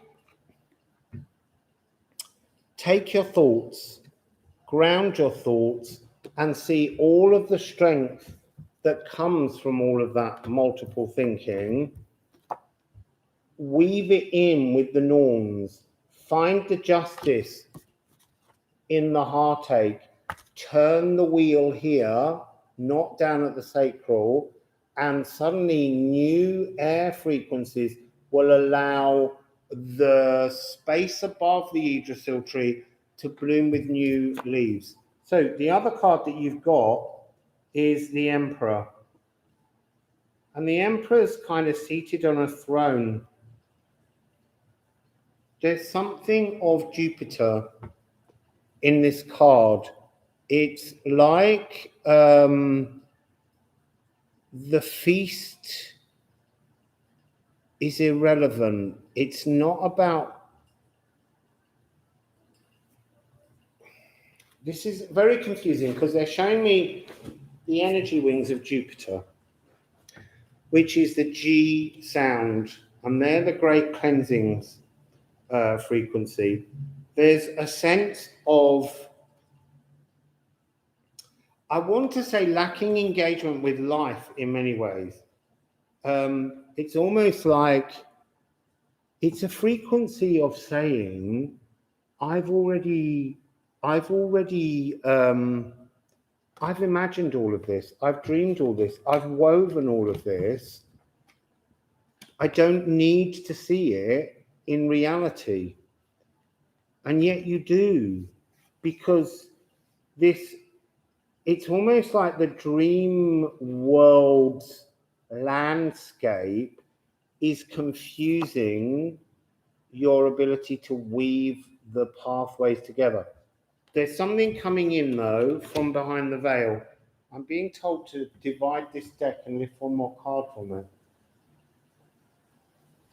it. Chariot. It's got Cancer frequency in it, but it's like there's the head of Medusa. There's something within yourself that you're frightened to look at, that needs looking at, and you're adding all of these other thoughts around you. And there's a sense of rigidity and stone. And yet the deer, and that's really interesting, that the white stag in this card is the symbol of the town has 3 golden stags in its heraldry. So here's the chariot card, and you can see that the chariot with Medusa's head on is being moved forwards. So it's like a retuning of the sacral. It's this energy of, look, your Yggdrasil tree at the back is now growing, and you're marching forwards. You know where you're wanting to head to. 1, 2, 3, 4, 5, 6, 7, 8, 9, 10, 11, 12, 13 stars. It's about breaking free of the restrictions that you impose on yourself, because you keep imagining the wrong pulley, cog turning. You need to turn over all the pieces so that you can see how to move them. So let's go into this deck. It's like saying that all the gifts are there within you, all the spiritual gifts are within you. You've created so many possibilities, realities, and there's just this sense of being bored. It's, for me, this card now is giving me that sense of not wanting to engage in the next step, because somehow you can't find the right handle to turn to get the next step moving.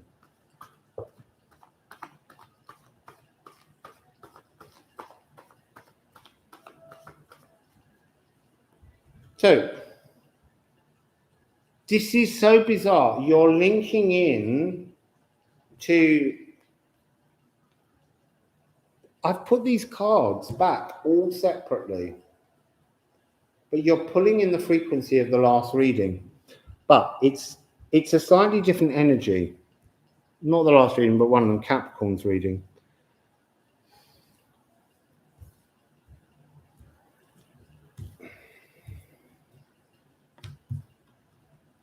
Give me a second, people. This is, it's like being like a false emperor, but it's not quite as simple as that, 'cause it's not a false emperor in the real world. It's a false emperor in your own consciousness somehow.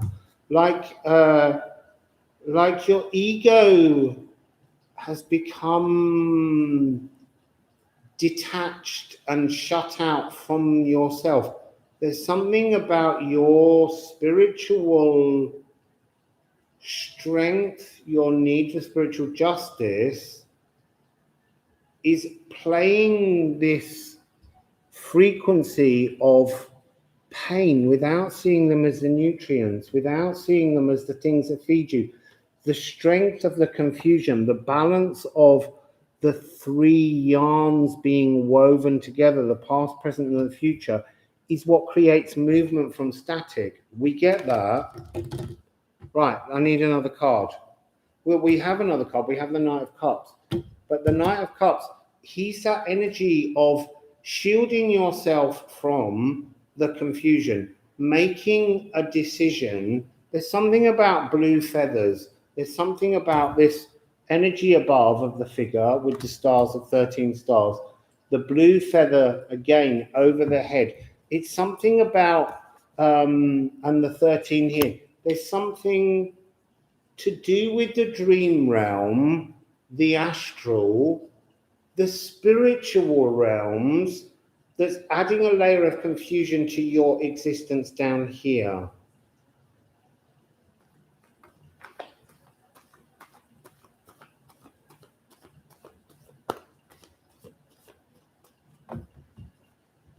Where do you live then, Rusty? I didn't think daylight saving in Britain doesn't start until the last Saturday in, the last Sunday in October. I want to say, look, it's just saying you've got to change your cogs. You know what it is you've got to change. You know the process that you've got to reweave. You've got to turn the energy differently. You have all the information. You've got more than the information you need, but you can't work out which is the relevant part to weave into your present. That's quite complicated, but it's very Piscean. Because there's something about me trying to get through that energy for you, Pisces, that was very much about the level of confusing yourself, trying to confuse me from reaching in and just saying all the stuff's within you. Stop overthinking. There, that's it. Stop overthinking and it will all be easier. But you do have to see, that's the key message right from the beginning. You have to see the pains in life as being the thing that frees the energy of self-love within you. So, Pisces, you complicated beasts. I want to say that Two of Pentacles energy as well was like, switch your fish. Change the fish. Stop having that one at the bottom. Move them around. It's also, they're saying to me, it's the energy of the whale eating its own tail. There's a riddle somewhere in that. It's not the Ouroboros, the Ouroboros. It's the whale that eats its own tail. It's like it's like a dog when a dog keeps chasing its tail round and round and round and round and round. But with the whale, you're chasing a feedback of emotional loops that are not helping you in some way. Right, so who's next? Who's next? I'm having a little sip of water.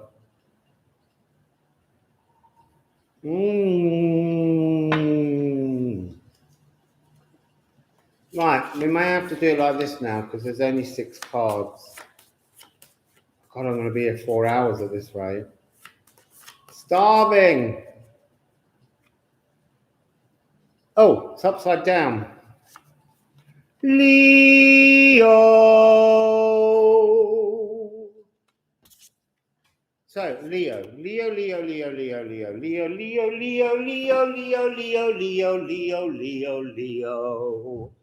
So, let's get that down.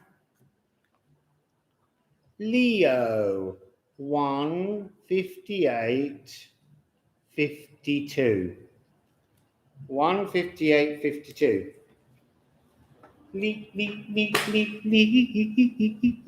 Oh, bells for Leo.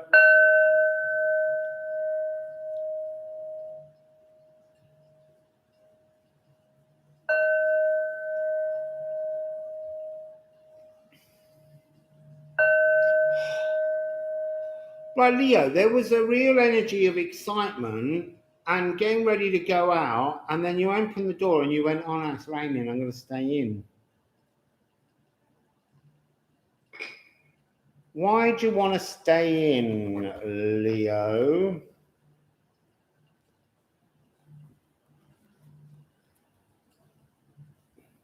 I had a Leo full moon, or a Leo moon rather, on my birthday. Been having trouble with Leo moons, but I had a beautiful time on my birthday. So, Leo, what's your runes? There they are. Ooh, oh, you got Swelchness and you've got Björk. So, here they are. Swelchness, the whirlpool, the vortex, the trap, and then Björk, being reborn, creating something new. So, whirlpool, vortex. There's something about just, it's like you're just slightly askew and it's bothering you. There's something about this that just could almost be lined up to begin to be the next part growing down here. But it's like you're trapped in the past at the moment with Urzur. And poplar tree, the rebirthing energy. So, Leo.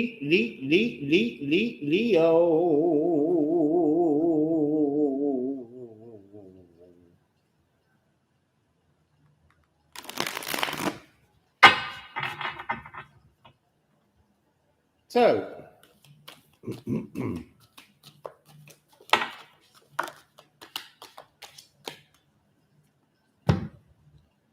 let's see what we've got. Oh, look. Leo, we've got the Queen of Cups.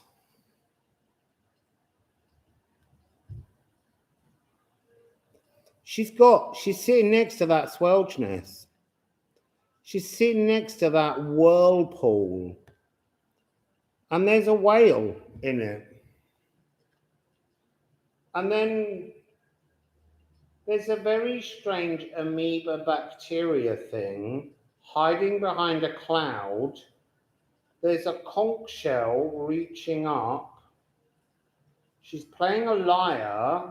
And then there's a tower on a cliff that's shrouded in clouds. There's a sense of the fog having descended.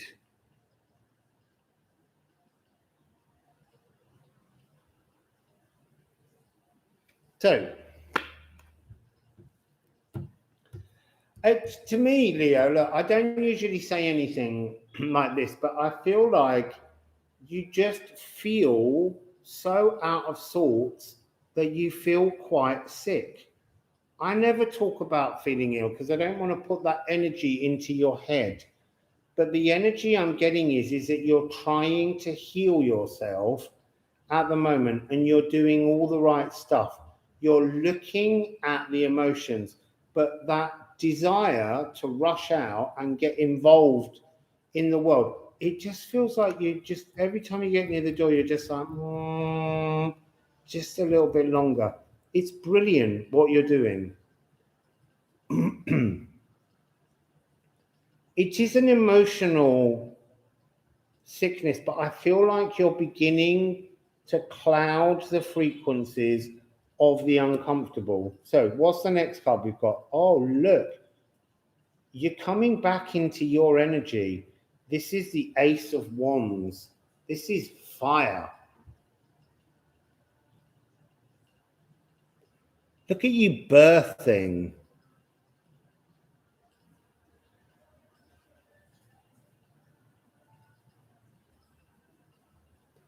I'm just giving you that because it's like the fire, your internal compass, your truth, your real frequency will just, it's like when the sun comes out and they say it's going to burn off all the clouds. That's what's happening. The clouds are a kind of emotional woe, a deep dive to the bottom of the ocean, to the bottom of the swelchness. So, what's the next one? Yeah, 9 of Cups. It's like going back out into the world, but feeling in your own energy. But it's it's really interesting. So look, it's like you can't face the emotions because you've been dealing with them now for so long. And now this frequency is coming upon you, this bright, shiny, boom, yes, Twitty energy from inside.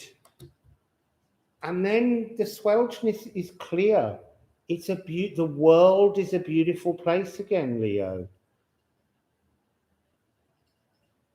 And it is that sense of, party central, but just enjoying life, feeling free. I mean, everyone's naked in the cards, so they're very comfortable.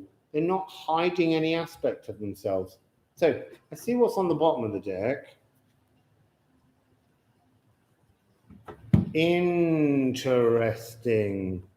So you have the devil. The devil's really interesting.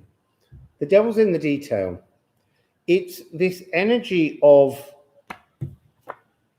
the tower that you were clouding. You're clouding that because you've done the groundwork. So if you look at the base of this card and then move up each of the different things, there's this sense of all the difficult burdens that you've gone through as you've brought yourself back up to the very top to kind of crown yourself again in the power of your own ego regenerated. It's like all of the things that have weighed you down, that have trapped you, that have trampled you, that have all these different frequencies, all the different sort of energies of wishing and begging and hoping and being let down and being overburdened. You've looked at them all, Leo. You've looked at them all. You're still in the healing. You're still in the healing. It's almost like it's not quite your season, and then boom, you come back into your own. You hatch. And this beautiful sacred sonata, it's almost like saying, look, you faced your devils, you faced your demons. It's time now to come back out, and to live life. Like, I want to say, Leo, have some time off. Don't come out and do yet more of this work. You don't need to do that. It's like you're being given the chance to begin again, to bring some kind of new energy.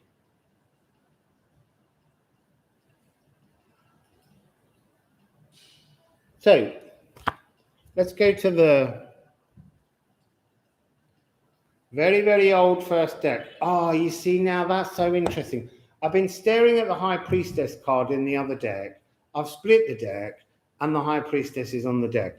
And I wasn't going to take it, but clearly it's for you, this message. You've got double High Priestess frequency.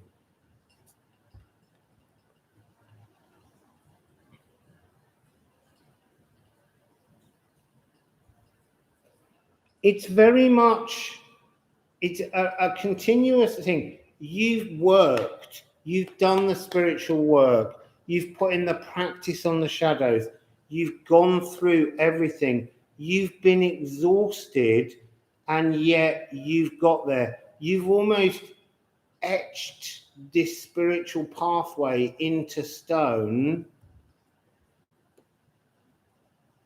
and it's been incredibly esoteric. I'm being drawn to there's 4 figures on here, on this upper step that you're sitting on. It's like you've worked through all the elements, and that's very much this energy here of 2 and 2. It's that reminder of 4. There's 4 columns, and the 5th element is you renewed. It's that film with Bruce Willis with the 4 columns representing the different elements, and you blow on one, you touch a bit of water on the other one, and flame. So you've done all the work, all the components are coming together. This swelgeness is about to burst open and rebirth you. You're being born again into an energy of yourself that you've lost.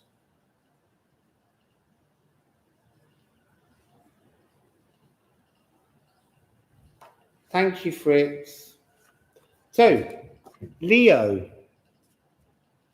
The important part, Leo, is to remember that when you've gone through this journey, when you rebirth, have a break. Take some time off from it all and actually go out and enjoy life. Because all spiritual journeys are not meant to be continuous. You reached that plateau, you built up all the blocks and you sat yourself on the top, and then you need to enjoy life. Enjoy the view from up there. Don't keep, battling on to the next bit. The next bit will rise when it's ready to rise. So just finish this little bit off. Finish the jaunt and go and enjoy. So, who's next?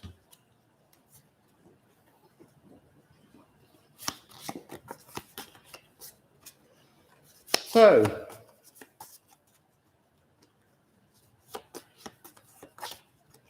who's next? Scorpio.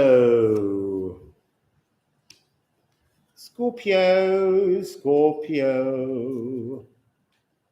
So, Scorpio. Scorpio, Scorpio, and that is at 2 minutes 11 20 30. Scorpio, let's have your bells.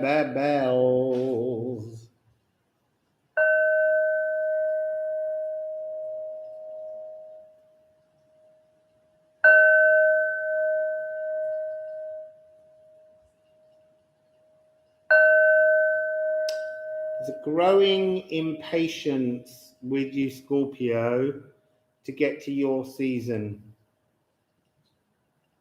Is it because you just want to enjoy your birthdays? Timestamp for Scorpio, thank you, is done. 2:11:30. So, an impatience, Scorpio. An impatience, Scorpio. I'll say that again. An impatience, Scorpio. Oh, look at Everlong with the timestamps. Well done, Eve. Eve's a genius.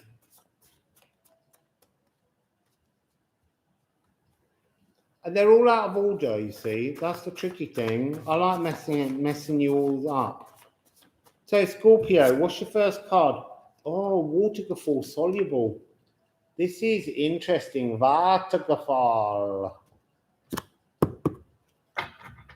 Soluble. There we go. There's the other one. Down on the floor. Down on the floor. So, ooh, Lifruma. Right, I want you to look at the runic switch from Elven Light to the soluble waterfall.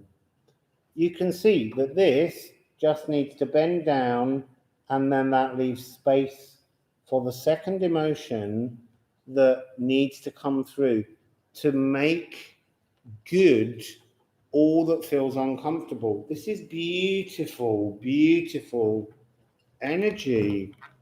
The Elven Light is the Elven Ring. It's a very high celestial 14 frequency, which I don't mention very often, but Patrick's got me on it since he questioned me about it. It's my secret with Reem. We just talked about 14 frequency in private. It's inevitable energy that comes round to clothe you, to dissolve things from around you. So Scorpio, there's something very powerful rolling in.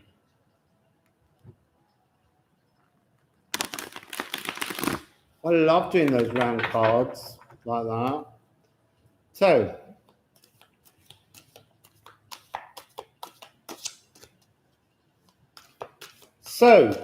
Scorpio. Where have I put the Scorpio card? I need to put that down there to remind me that it's Scorpio.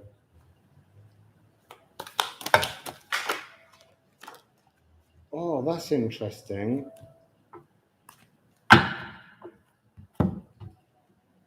Right, what have we got?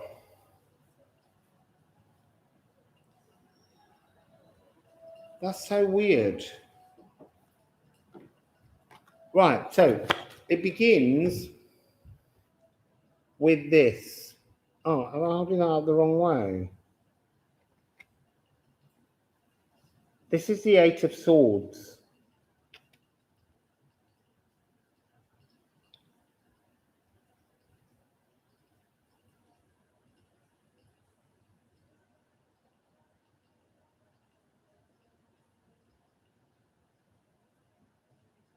So, I feel like the elves are watching you, Scorpio, poking and digging at the mortar of things that surround you. And I feel like you keep blunting the blades. It's like you're using the wrong tools. You're using a sledgehammer to crack a nut.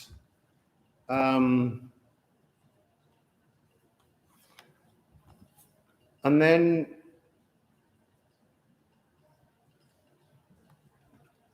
oh my goodness, there's the most giant spider ant. Massive, great long legs. Just crawling across there. So you've got the Fool. This is the beginning of everything. I feel like this is the energy of it's immense playfulness. Look at that wonderful kind of vulture. Everything there is about patience, moving forwards, playfulness, having a moment in time. Wassail Laura.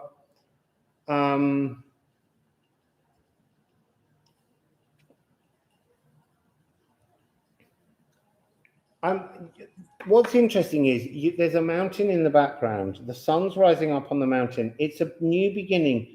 There's bells on your toes. Who had bells on their toes? Mary, Mary, quite contrary. How'd your garden go? The silver bells and cocktails. Pretty maids all in a row. There's something.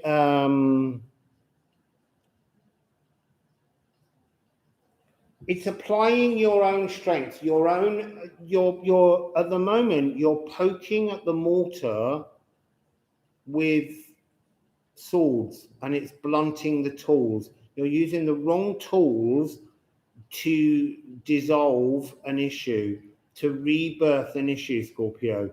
And these toadstools always talk to me.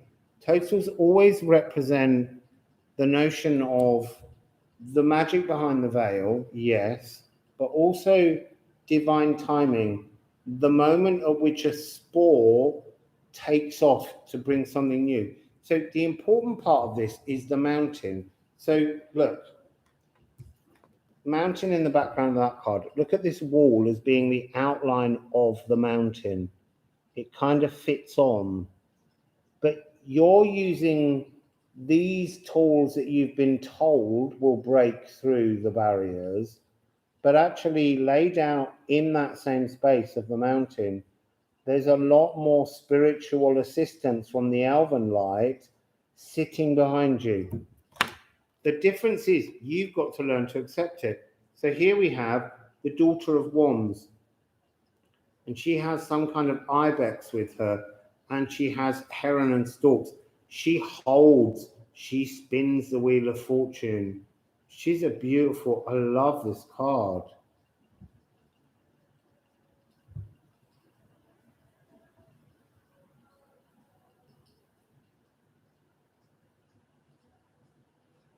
It's almost saying that the light, the elven light, is within you.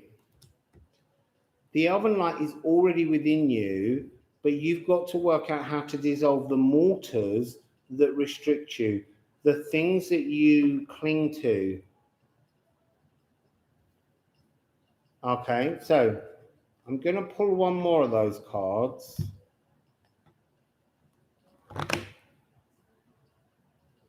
Oh, the Son of Cups. It's like when you come into your true tune. That's so beautiful. The elven light is here to guide you, to show you the new tools that you have at your disposal that you've not been able to see until now. And then you will be the piper. You will play the tune. You will bring your truth to the emotional language. It's a new beginning, but you've got to break free of the sort of many of the bricks, and you've been blunting all those swords. So let's have a little look and see what we get from this deck to go with that for you, Scorpio. Let's have a little look to see what you get to go with that, Scorpio. Haven't got anything, Scorpio. Oh, High Priestess. You missed the High Priestess come out twice just now. She was gorgeous. What is going on?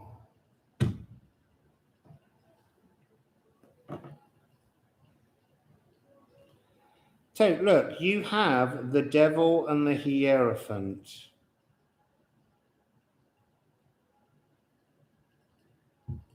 This Devil's tricky character. I'm linking it to Pluto, death and rebirth energy. But the death and the rebirth, the death, the poking at the mortar that the elven light wants to give, this is that sort of bursting elven light that's in there that's trying to bring you into your own frequency.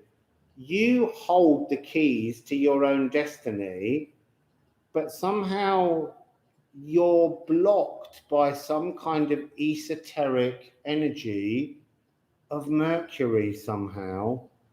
There's something about when Mercury turns on the 18th that somehow the energy will move forwards for you.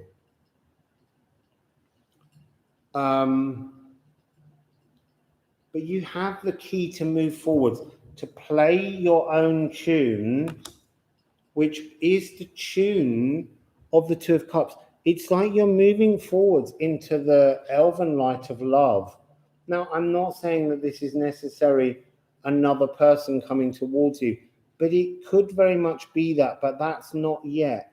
It's the energy, the frequency of love. The problem with the word love is we've reduced love to a single word that's not got enough variation in it. When you go into the Anglo-Saxon and look up the words, there's all kinds of different love. So this is an energy of source love, of elven love, of divine love that will start somehow to flow from within you, Scorpio.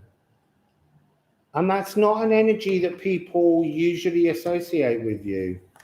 And that's been a frequency that's been a wound of yours for a long time, is that people always expect you to be the deeply sexual card. And actually, you just would quite like to be the card that expresses love in all its forms. So that's you, Scorpio. And now let's put these all back. And we'll move on to somebody else.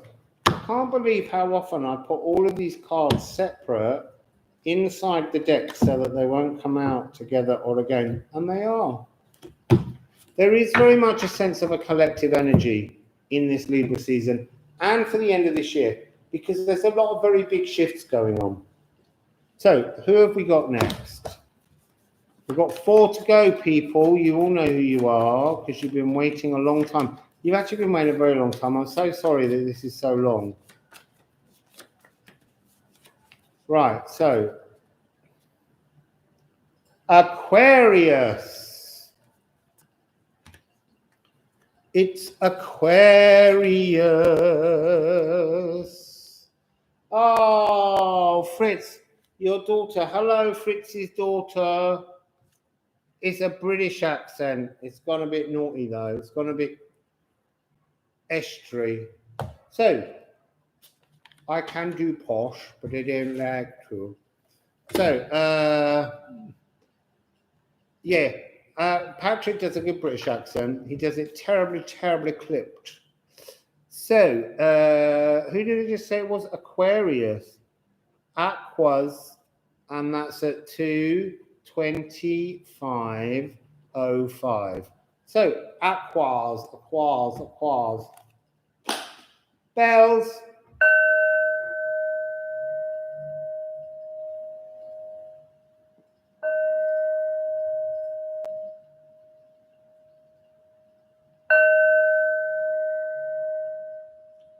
There's a little bit of a misstep in there, isn't there? There was a little bit of a moment where you came in too strong, Aquarius, and then you kind of went, oh. And then it was too late and you went forwards again. So, Aquarius, what's going on with this new moon, with all the 13s and Mercury, stellium in Libra? What's going on? So, Aqua, fixed air. Ooh. What have you got? You've got the community rune. I happen to know this is number 71 because we discussed it the other day. So, Aqua, what's going on? Sunsteed, community. You're setting yourselves up for the eclipse tunnel. You're setting yourself this moon. Something's happening now with this moon, with the 313s and Mercury, that's setting you up for the space of the Janus Sagittarius, I guess, because it's in Sagittarius. You're being moved towards this rejuvenation, this onwardness, this energy of coming out of a blockage. So, oh, thanks, Everlong. Yeah, I don't have the things on here, super chat, but I do have PayPal me at rustlingaround.com. So, did something come out there and turn up? Oh, there's something very beautiful about rolling all those cards around. So, you're beginning with the Three of Cups, and you're moving on to the Three of Swords. That's interesting. There's something incomplete about the party.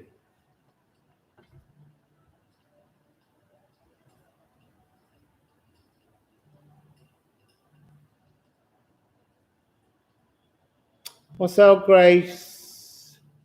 Wassail Solmana. So, let me have a look at these, because obviously I've not seen these cards. Right, I'm getting the frequency here of the snake wrangling goddess. This is about manipulating. You've got Virgo as well. You've got Capricorn in here. That's interesting. I've always wanted a kind of Virgo sort of image. It's here at last. You're binding together. You're wrangling snakes. There. Now, I think it's. I've got to remember the place now where they had the Minotaur. Not Crete. What's it called? It went under the sea. Someone remember for me. It's not like me to forget. Anyway, they had the snake wrangling goddesses. And they're very powerful goddesses of original frequency. They're earth goddesses. No, I don't think it is Crete. I've got a feeling it begins with a K, like Knossos, but that's not the island. It's where the Minotaur was from. I've just lost the word for it. Anyway, someone will come up with it. And then here, It's like, I want to say it's really powerful warrior energy, Aquarius. There's something about the moon as a river. Rivers of moonlight. You need to look for, you need to bathe in moonlight, Aquarius. Yeah, Knossos is a place on Crete. It's not Knossos then. Where was the Minotaur from? And if it was Crete, then I'm sorry for being stupid. Oh, maybe it was. It's a Minoans. Anyway, Snake Wrangler Goddess. You'll see. You can look up the Snake Wrangler Goddess, and she's quite a fierce woman. There's something about fierce warrior frequency rolling in for you.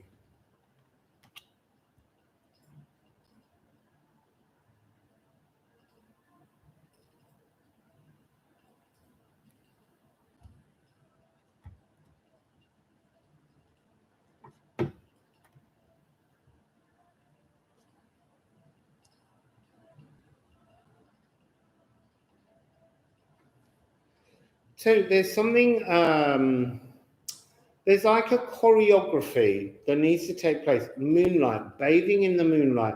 There's something about Kundalini energy. There's something about, there's a goddess here in the Mayan underworld, no, the Aztec underworld. And she is the goddess of the underworld, and her skirt is made of snakes. It's a very powerful frequency, and it's to do with rising Kundalini and descending Kundalini, but it's about binding 3 threads.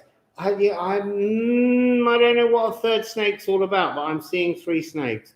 The combining of 3 snakes. Because this woman here, she's plaited the snakes. It's not just 2.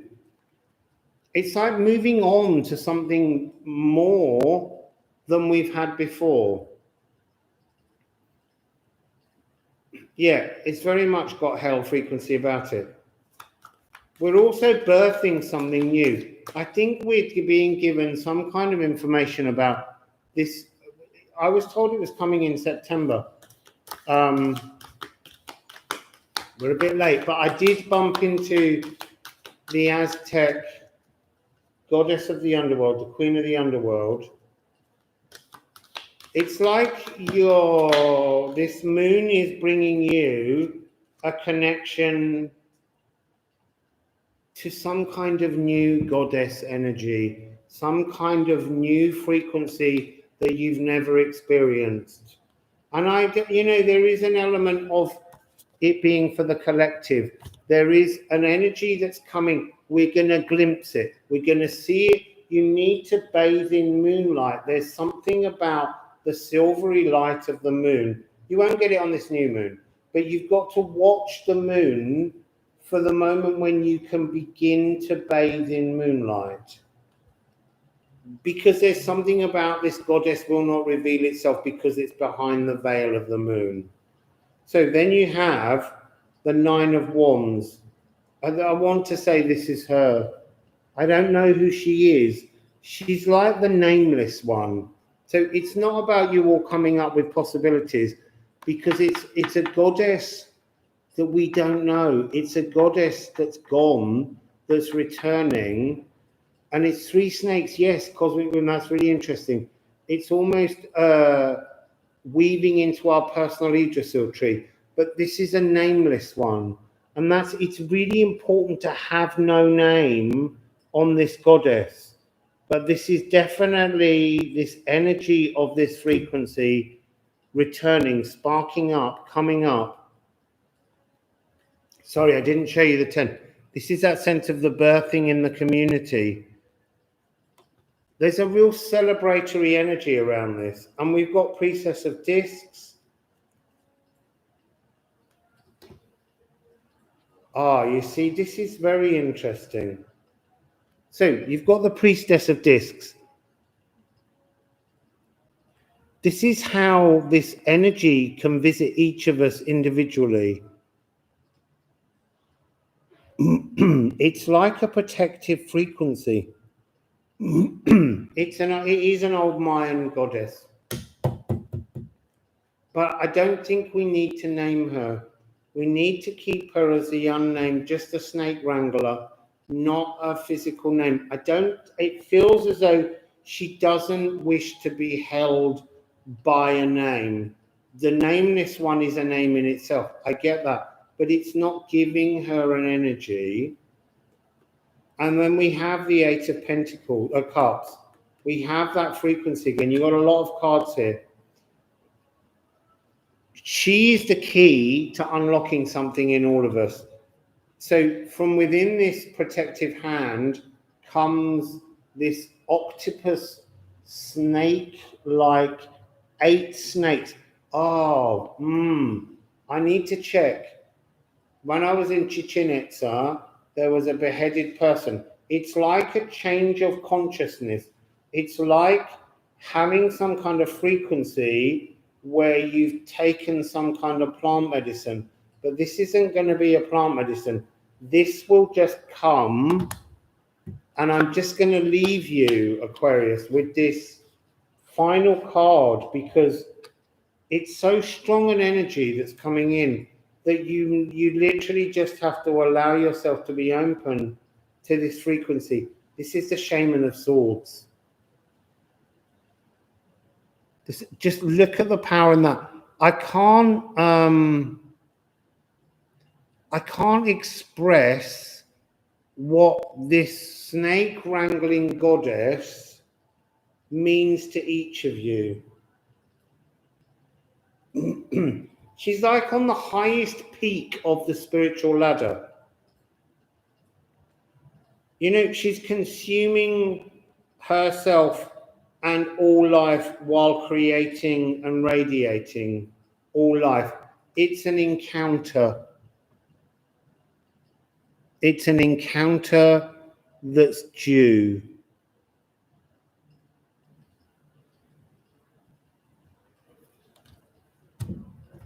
So,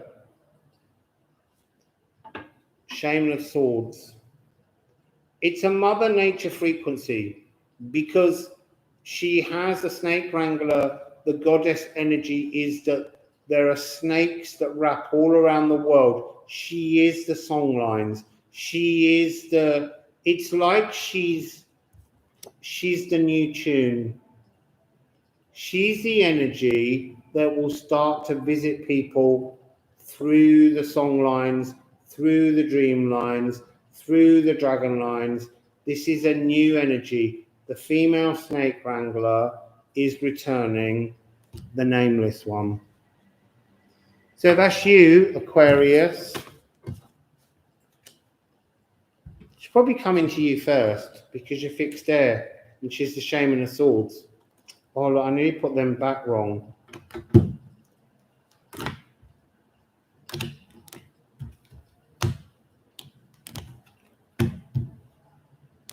I've had an awareness of her for a long time, but I wasn't allowed to bring her up. Did a lot of research into snake goddesses, snake wranglers. It's very important that you think of them as snake wranglers because the snake is the symbol of all energy movement and she will control all energy movement. She's from a much higher dimension, so be gracious if she presents herself to you. So we've got 3 left.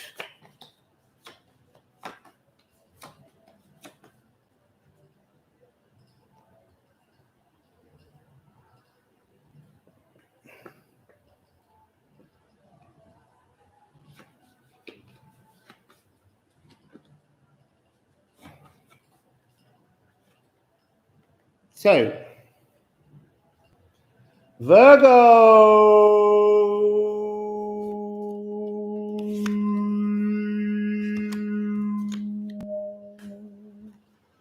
Virgo, Virgo, Virgo, Virgo, Virgo.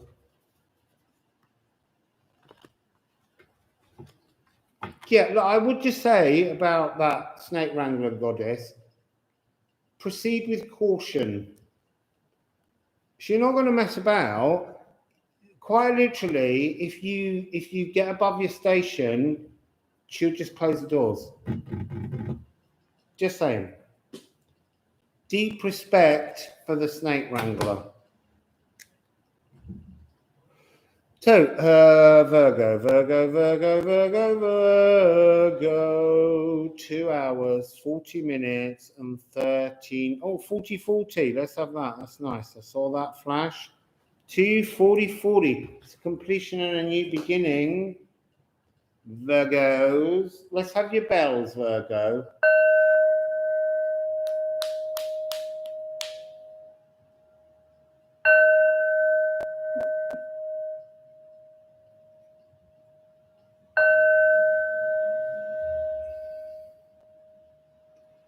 So, Virgos, eggs. I mean, like, look, he's busying herself so she doesn't have to pay attention. She's ready.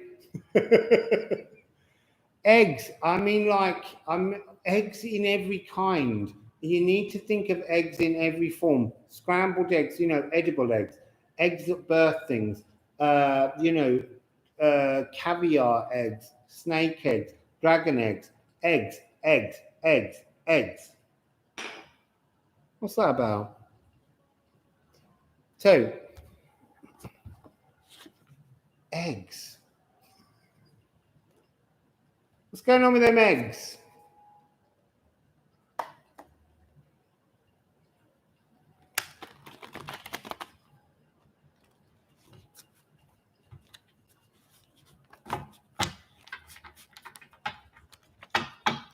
That's a magical bell that you got there, Rusty. Oh, my phone's flashing at me. I feel like Patrick left my phone on. See if there's a message. It's the kind of thing he'd do. He did leave me a message, see? Said he wasn't going to listen to any of my chat.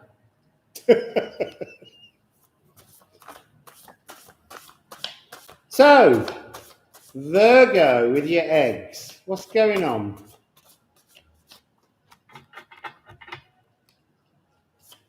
Poached, yes. I don't know what these eggs are about, but it's eggs. There's eggs everywhere. The yolk's on you. Right, what's first? Oh, shadows.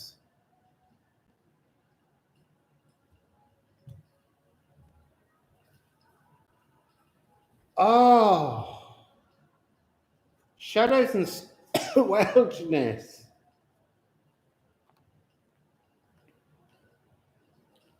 Well, if you can tell me how you get eggs into that one, I'll be very grateful.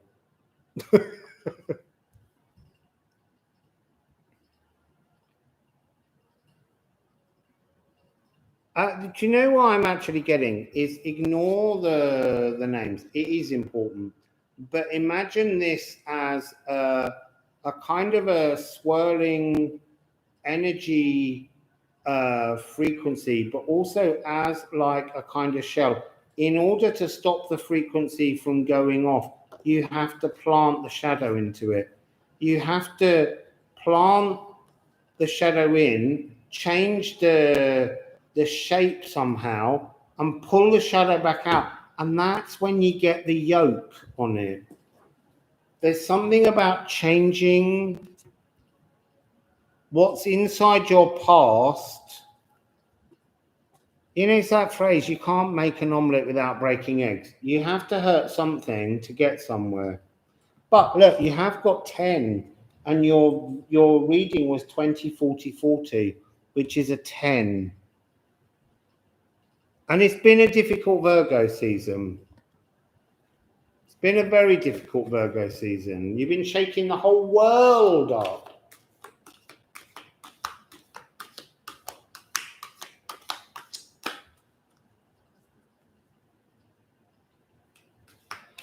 it's almost, I'm seeing like malevolent, you know, the Sleeping Beauty baddie.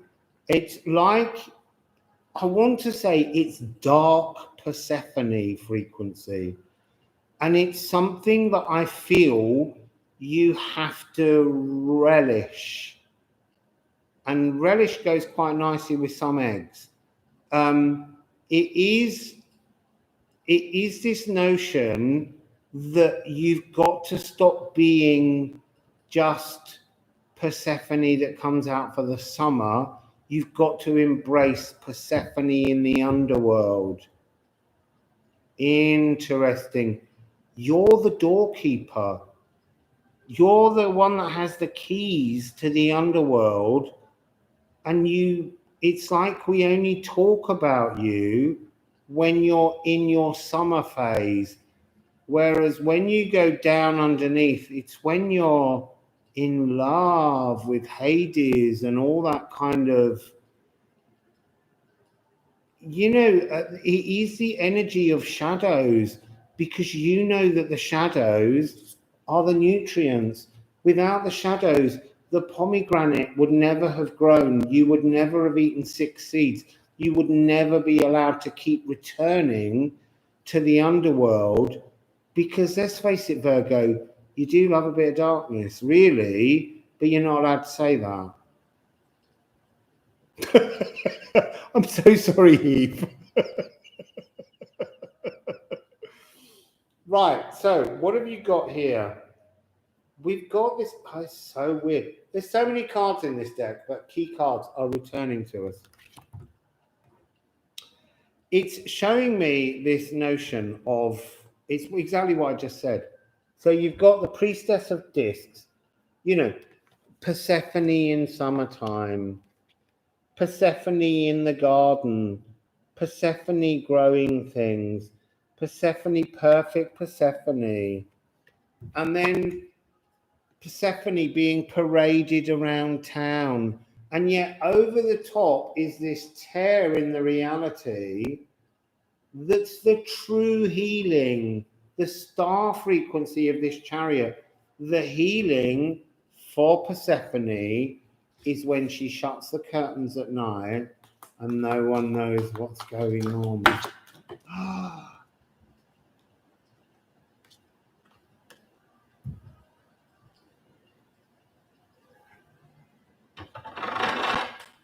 And it's the truth, Eve.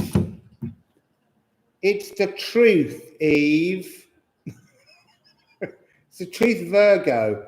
All Virgos, just admit it. You love a bit of darkness. You love shutting those curtains and doing those naughty, naughty things that no one knows you do. Naughty, naughty Virgo. I love you so much, Virgo. Seeing a new side to you. Kind of getting a little bit excited by the fact that I have a stellium in Virgo.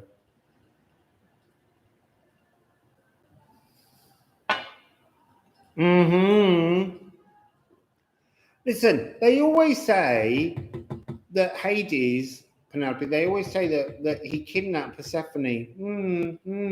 She looked at her mum, Ceres, and she went, I don't want to be like my mum. I don't want to be married to a good king. I want to go with that bad boy. I want to go down into the darkness, and I want to know what true life is about. And then her mum turns up and says, I want my daughter back. And he's like, well, she'll have to keep coming back for 6 months of the year. And Persephone's like, all right then, I'll be back. Don't worry. We've all got her wrong, I'm telling you. Exactly. Who wouldn't want to shag Hades? So, anyway, Persephone, you dirty buggers. Let's have a look at the truth behind... You see, this is weird, because actually, this is your time of year. This is when you go underground. This is traditionally, for the most of the world, this is autumn and winter. This is when you get your thing going. Oof. Oof. Virgo, you dirty, dirty people, Beauty and the Beast.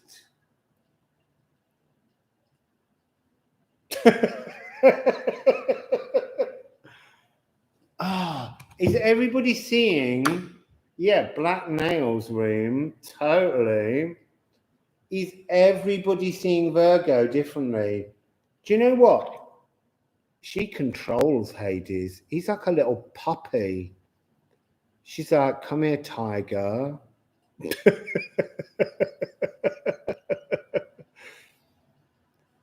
We've been getting Virgo all wrong. Oh my goodness. This is so funny.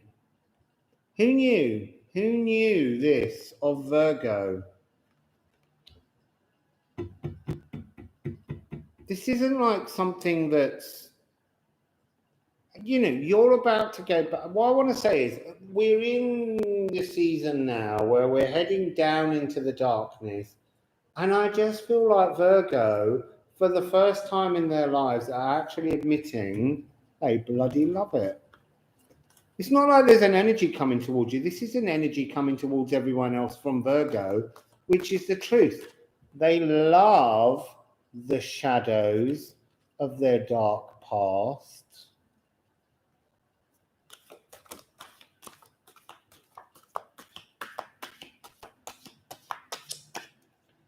Yeah, look. 8 of Pentacles. You know, that's Persephone's mum and all her mates doing their handicrafts, making pretty things for the house. She's not interested. She wants her dark lion.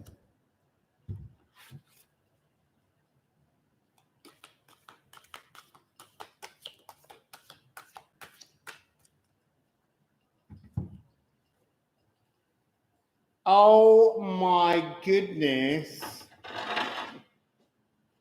He's got his erectile saber out for you, girls. There he is. He's waiting for you.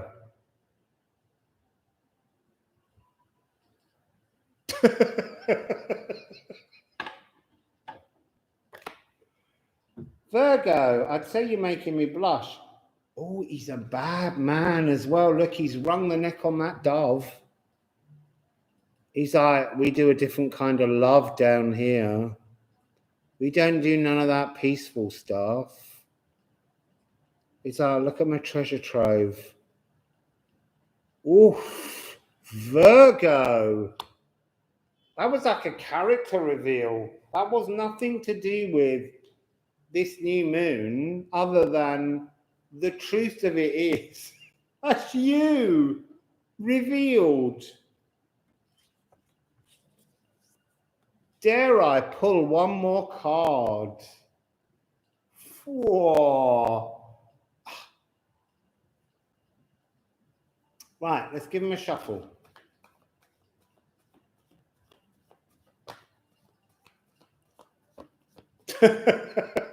It's my new solar return Russ. I tell you what, I've dated Hades. He couldn't keep up.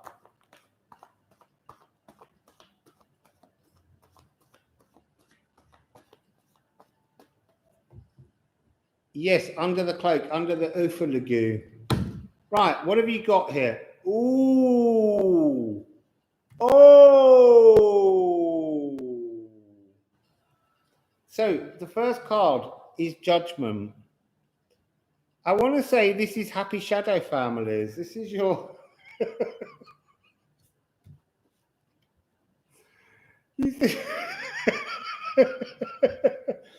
This is the family you love. This is you, Hades, and the little bad baby you made together. So, and then You've got the magician, the raw masculine that is Hades down there. And look, I've had to get this sorted out twice now for this reading. The saber. You're the saber-toothed tigress. Arrgh. So, who knew that that was Virgo? So, if you know a Virgo, anyone, don't ask them where they've been all winter, because they'll tell you.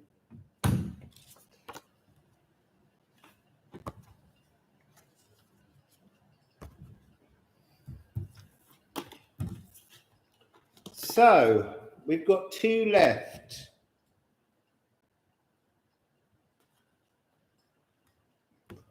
Yeah, didn't that just all come out then? Virgo, Virgo, Virgo. No, I don't know any Virgos, Eve. Don't know any at all. None of the people talking on here, none of them are Virgos. Not until it's winter. So, we've got 2 cards left. So, I'm just going to keep moving them and I'm going to hold them up and go, Aries, which, as you all know, means that Gemini is last. So, Aries, Aries, Aries.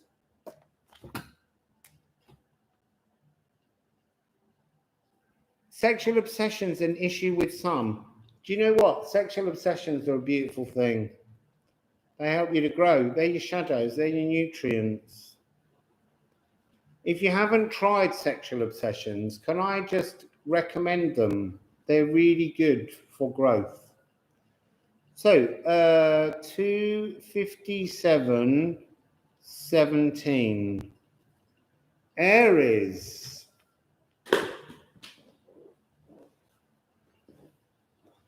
So, God of War, bells, Aries bells. All that from eggs, can I just say, Virgo?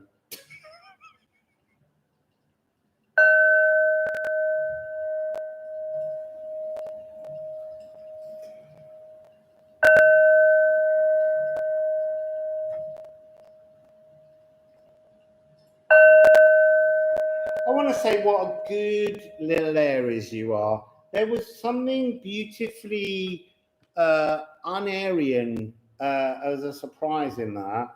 It was like you had your boldness and then you went, oh no, but I can. So this moon being in your opposite sign, it's about learning for Aries to be more Libra.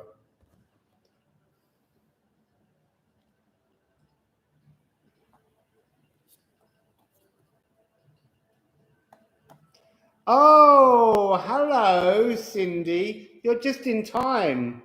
I could see everyone mentioning you. You were perfect timing. Absolutely beautiful. I am going to read you like a book. I tell you what, Cindy, you're a good job you weren't Virgo because you'd be a bit embarrassed now. We've just seen right through Virgo charade. They're dirty, dirty people. Right then, everyone. Let's all get under the skin of Cindy. Oh, you're bending me cards, Cindy. You're busting them up.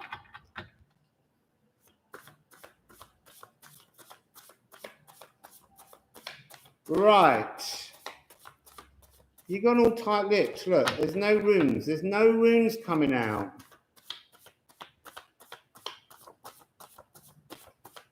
Right. No, I'm not having that one. It didn't fall. It was oak. It was about support. Come on. Cindy's here. Show her what. Oh, Lloyd, oi, oi, oi. Did you see that one? Ooh, you're birthing new witchcraft, Aries. That's the caution. That's why you went in and you went, do you know what? I don't need to do that. I know what's coming. I'm setting up some new wickercraft. So I want to say immediately, because of the way this forms, you can see that the bee has got the stroke. It's got this energy already within it. You know how to birth witchcraft. And it's 18. It's divine sorcery. Divine sorcery. It's got the energy of the elder tree. I'm being given this energy of elderflowers, which makes me think of April. I want to say that something that you're birthing, that resistance, is to do with your opposite sign. You're in Libra, you're understanding the balance of magic, because that's what this is. This is about understanding the movement between the poles, the polarity. You understand the manifestation idea of 6 months. It will manifest itself from the Libra moon to the new moon in Aries, which is on the 1st of April next year. So, hello Avalon Rising, Wassail. Let's bring in the Aries people. We got the lovely new vintage deck that I walked 2 miles to collect today. Well, not to collect, I didn't even know they were there, but I walked 2 miles to get there, 2 miles back. And they're a lovely round deck from 1981, and they're second hand. And the person only ever played with the major arcana. So they're all grotty, and all the other ones are quite clear and clean. Right, so. Ooh, so the card that came out first, the Lovers.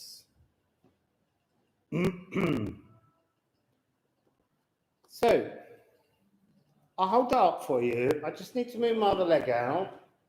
Oi, kneecaps. Move a bit forwards and bring this card to you so you can see it. So, the Lovers. It's like,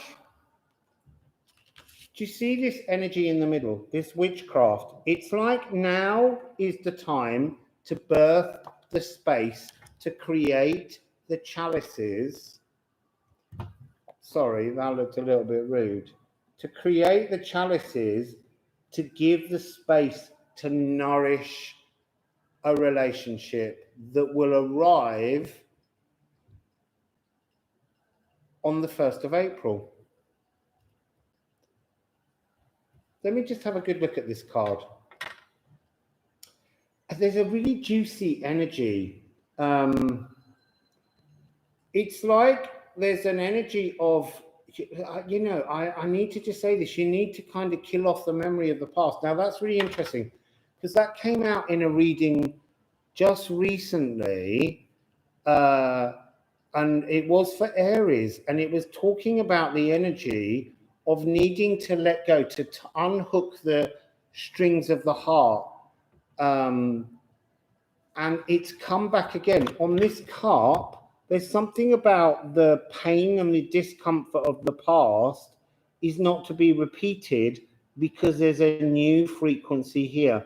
It's being moved. It's being switched. So let's get into these cards.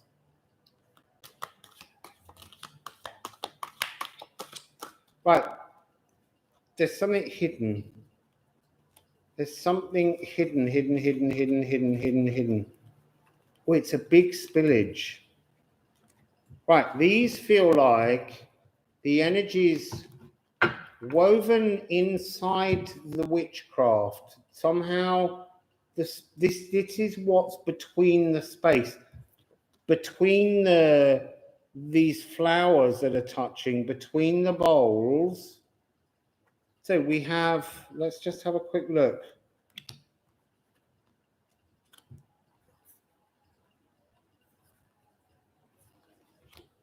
So,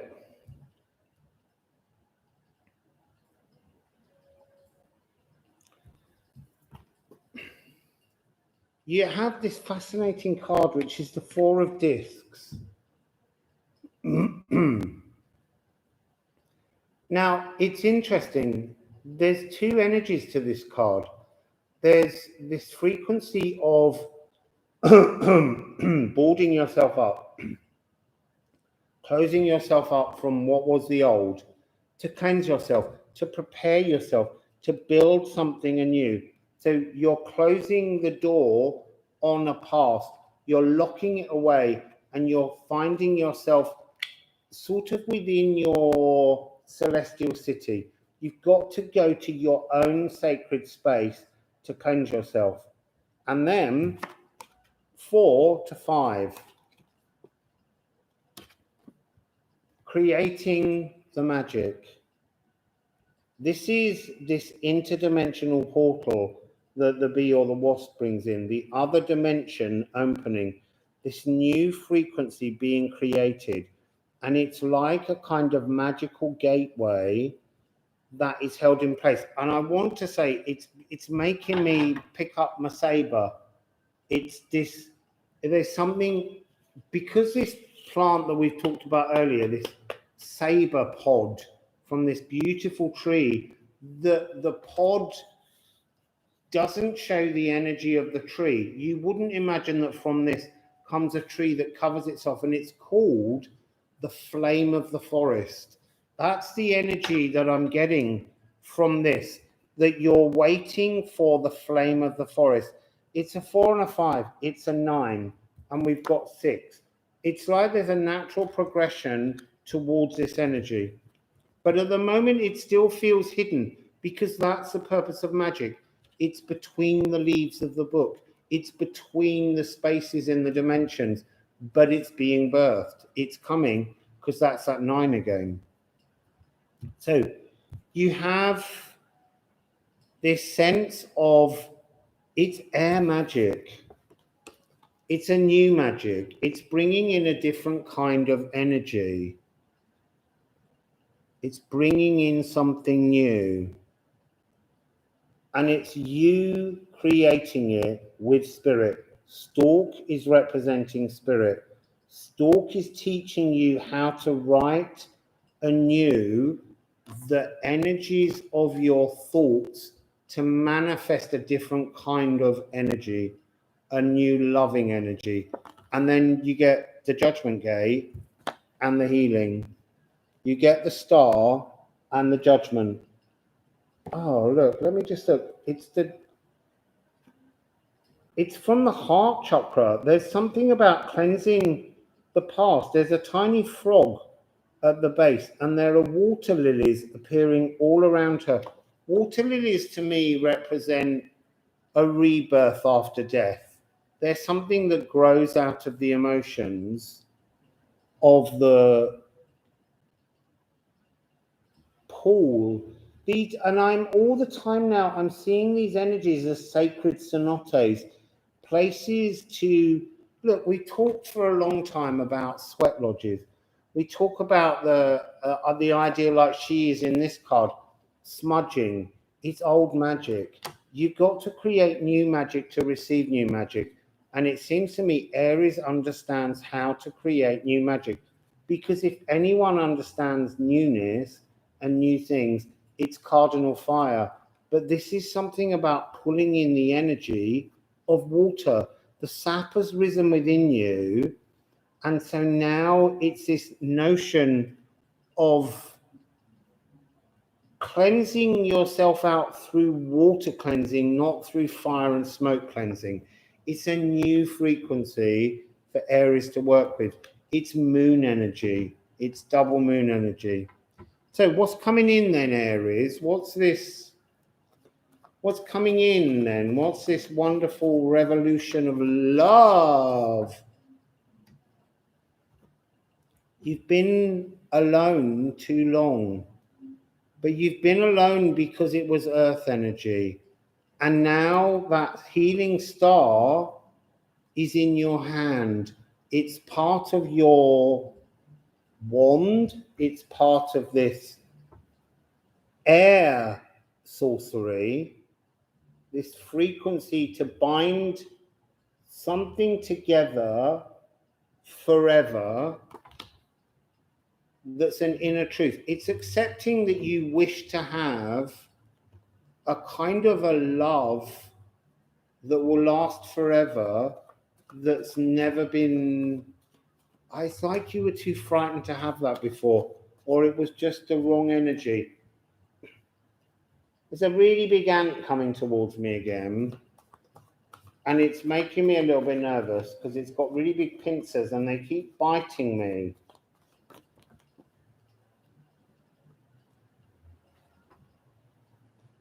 So, again, we've got this energy 6 and 4. We're talking about, this is referring back to this. What was an old relationship was cutting you out from the truth of a relationship. This is the frequency of the green man, the natural world bringing something through the veil that can meet with you that's just of a different frequency. Do you have carpenter ants? I don't know what they are, but when they get on my body, they bite me. They don't draw blood.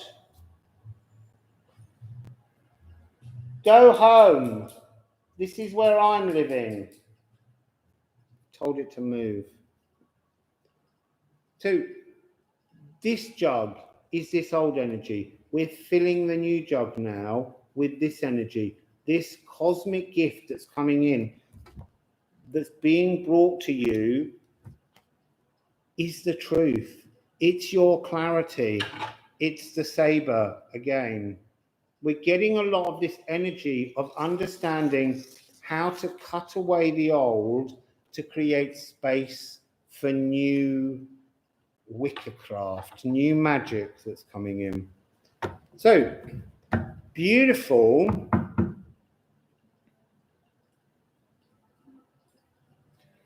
Oh, am I close to the nest? We've also got really miniature ones that are barely a millimeter in size, and my God, can they smell food. You have to hide everything in the fridge. It's like living in a jungle here. It's the tropics. It's so hot and humid that there are insects all over the place, but they have these giant, beautiful lime green, acid yellow butterflies. I love them. I love them so much.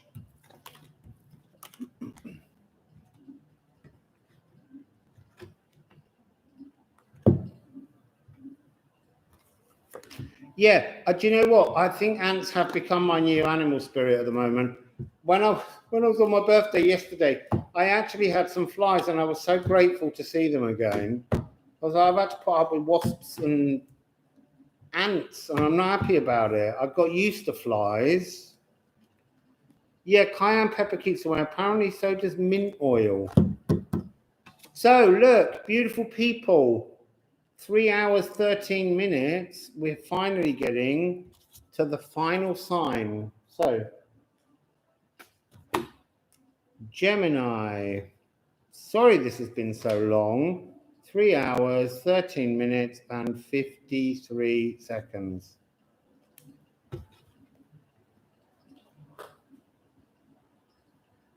Yeah, you can go to bed with really sweet dreams, but remember, on that new moon, you need to set open the space for that new love to come through.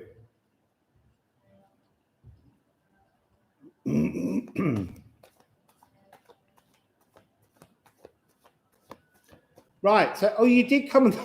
Yeah, you did. It's just in time for Cindy's other sign. So, bells. Let's have the bells. I'm going to move my legs because I've been sitting down on the floor for slightly too long now. Right. Here we go, Gemini. Let's concentrate. Let's see what we get for Gemini bells.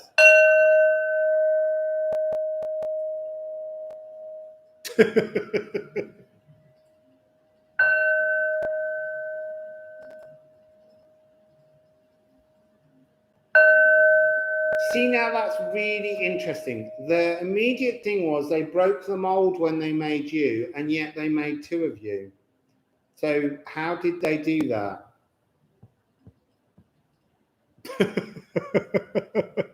Yeah, sorry about that. It was randomly loud, but it was breaking the mold, and yet they made two of you. Very interesting. So let's go to the runes. It's getting warm in here again. And the band's starting up out in the Marcato 60. They'll be playing loud music, so we'll have to rush our way through this one, or we'll get smacked with copyright laws. Do you know, Cindy, I did think the other day that what would be really funny was I thought if the band plays loudly, I thought I could play a particular album that is on YouTube and on Spotify that I made. And I was like, if they come at me and they say, you can't play that music because we own it, I'll say, it's really nice to know that you own it because you've never paid me any money for it. Anyway, I didn't put it on, but there is an album by me on YouTube, not YouTube, on Spotify and stuff, Apple Music, iTunes, all that kind of stuff. So, what do you have? You have needle and ripen. Needle and stitch and ripen and mature. Have a look at the two frequencies.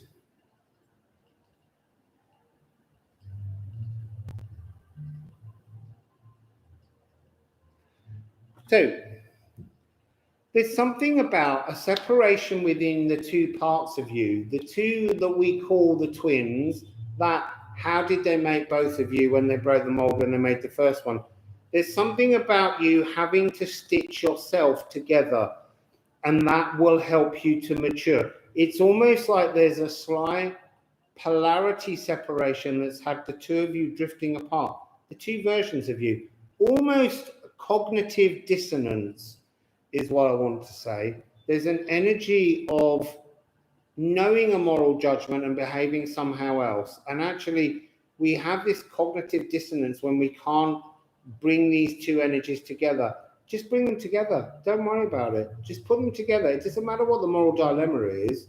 Just let go of it. Just go, I'm doing this because I'm doing this. Whether it's morally right or wrong doesn't matter. I need to do this now because I need to stitch myself together. I'll deal with the moral dilemmas later, because while I've been observing moral dilemmas, I've separated myself. I've moved myself entirely into other energies, and that's not a comfortable place to be. You need to be stitched back together, and that will help you to mature.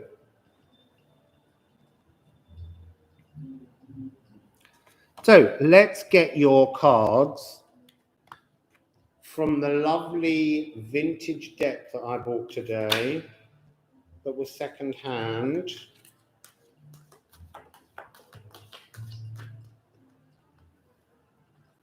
I'm going to rifle them. I feel like the energies in them need a little bit of they need a knock. Because the two cards are falling out and they're just cards we've seen. I want new cards. If I've got a new deck, I want to read new cards. I don't want to read ones I've already read today. Right.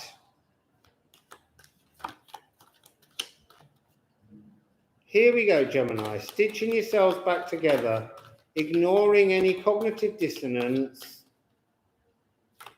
to make yourself whole again. Right, we've got one down there. Let's have a look at that first. You see, that one came out just now, and I went, I'm going to rifle the deck, so I don't want that card. It's the one about bathing in the waters, cleansing in the moonlight.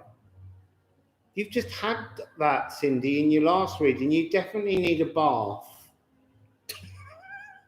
in a sacred pool. Right, this is reunion. This is that snake goddess energy. This is that frequency of the snake wrangler. This was in the, it was actually in the Aquarius reading. So this is being in touch with an ancient goddess who's of such a higher realm that she hasn't been around before. She is returning to reset the, do you know, I haven't washed my hair, what hair I have. It's all around the back. I haven't washed it for 2.5 years. There's a really weird noise that just happened over the swimming pool area. There's like a little tiny pool under here. And there's some kind of creature that must land on the top roof and shake the hell out of it. It's a really freaky noise. I haven't washed my hair for a year. I can't work out what it is. It could only be like a monkey, to be honest.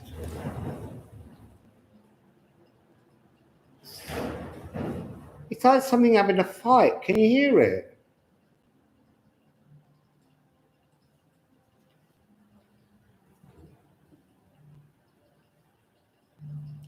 So you've got the 10 of Cups and you've got the Hierophant. So this snake wrangler, do you know, I don't know what it is. It's doing it again. I'm going to have to put a light on. I need to look. Hold, bear with me.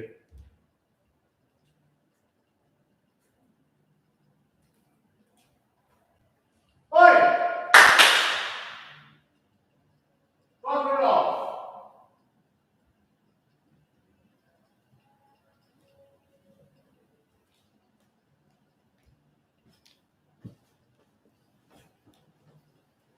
Sorry, that was loud. So, yeah, it's, I think it was a giant ant. I think it was the snake wrangler goddess. She's very big. So, this snake wrangler goddess, it's an energy frequency of bringing the two kundalini together and plaiting them into a third energy.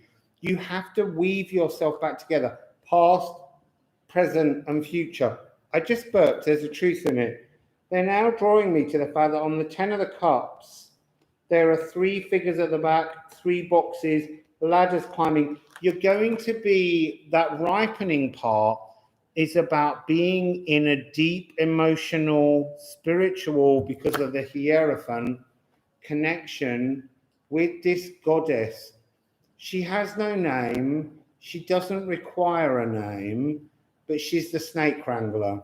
She will sing the new songlines of the earth. She's from such a higher dimension, but she's reaching out to you, Gemini, to weave you back, to create some kind of change in your past, to bring the energy of the future, to clear that open so that you can live in the now in emotional satiety. You know, I know all of these figures look like they're lined up in worship, but this is just an energy of reverence. You need to be really reverent of the snake wrangler. She's such a powerful frequency, Gemini. So she's coming in to weave you back together. Oh, this is like the water Valkyries. This is, I want to say that this is the Coetlique. Coetlique is the mother goddess in the Mayans, and the Coetlique are her entourage, are they that worship at the altar of Coetlique. But Coetlique, when she was beheaded, you see, last time I was talking about this, I talked about there being an Aztec goddess, but Coetlique was the mother goddess. She was impregnated with feathers. She was given, and then she gave birth to Quetzalcoatl, the feathered serpent, and that's the snake energy mixed with bird frequency of air. But the Coetlique, the priestesses, they are her retinue. And when she was beheaded in one of the myths, her 2 snakes grew from her head. She is a snake wrangler. She is a life bringer. But there's something so beautifully, I mean, she, you know, this feels like on Mergoats, there's something absolutely sunrisey, like a new emotional dawn. You've got the 10 of Cups, you've got the 6 of Cups. You know, bind yourself back together. Seek an audience with the snake wrangler because she seems to have some kind of beautiful energy. Yeah, there's not very much on her, Cindy. She was in the Minotaur region, which I think was Crete. I've got in a muddle this evening, so I wasn't expecting this energy to come out. There are statues that were found of her, and she holds two snakes. She's incredibly powerful, but it's like she's holding apart the two frequencies. And there's very little known about her, but I sensed her back in Cascade a while back and did some research, and then they said wait until September and then you'll find out about her. And that's when I first bumped into Colette. Is my sound breaking up? I'm going to give up quickly. I think Colette is on the roof. I think it's Colette. Anyway, Gemini.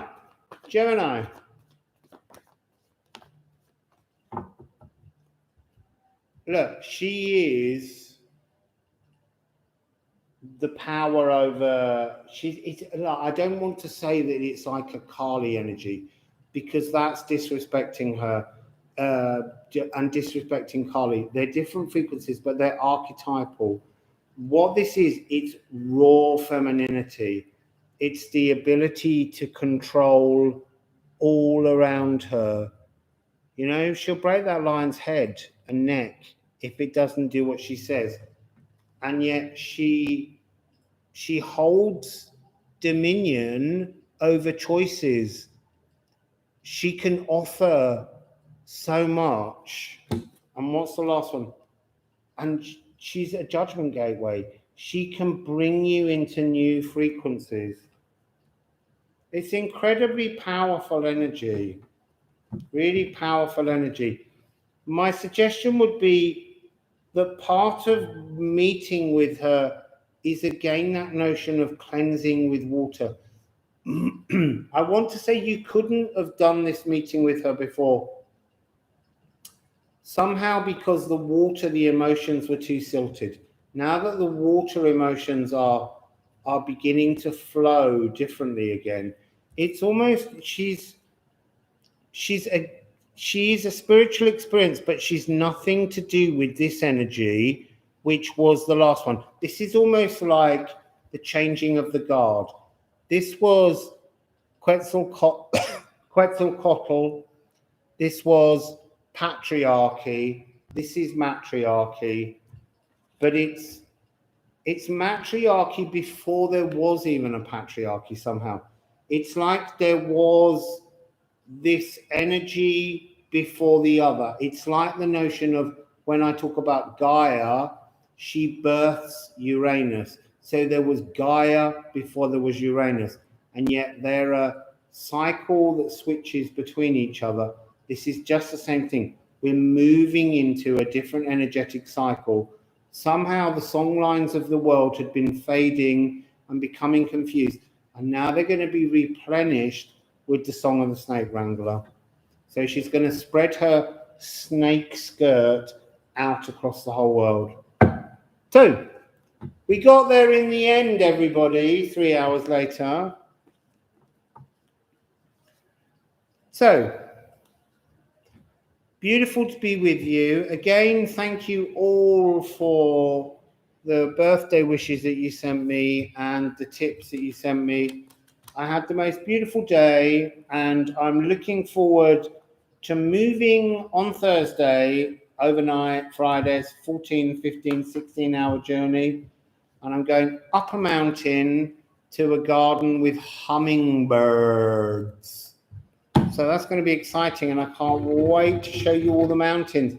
I might have to do a Julie Andrews again, because, you know, the hills are alive with the sound of music, because that was my first ever YouTube video. If you scroll right back to the beginning, I did an impersonation of Julie Andrews with a beard coming down a hillside singing The Hills Are Alive, or Hastings is Alive, with the sound of music. And then I sang a tribute to a political leader that we had who never got in. But anyway, it's a fun music, and Julie Andrews and I share the same birthday. but she's much older than me. So, oh, I hope your hummingbirds have migrated. I don't care whose hummingbirds. I need all the hummingbirds, all of them. Every single hummingbird needs to come to Chiapas. So we'll just put that out there now. So, beautiful to see you all. And I'll do another reading very soon. I love you all. Thank you all for coming in. And I've got to go and eat because I'm starving. And I need to find out what that was on the roof. So, Wassail Beautiful People.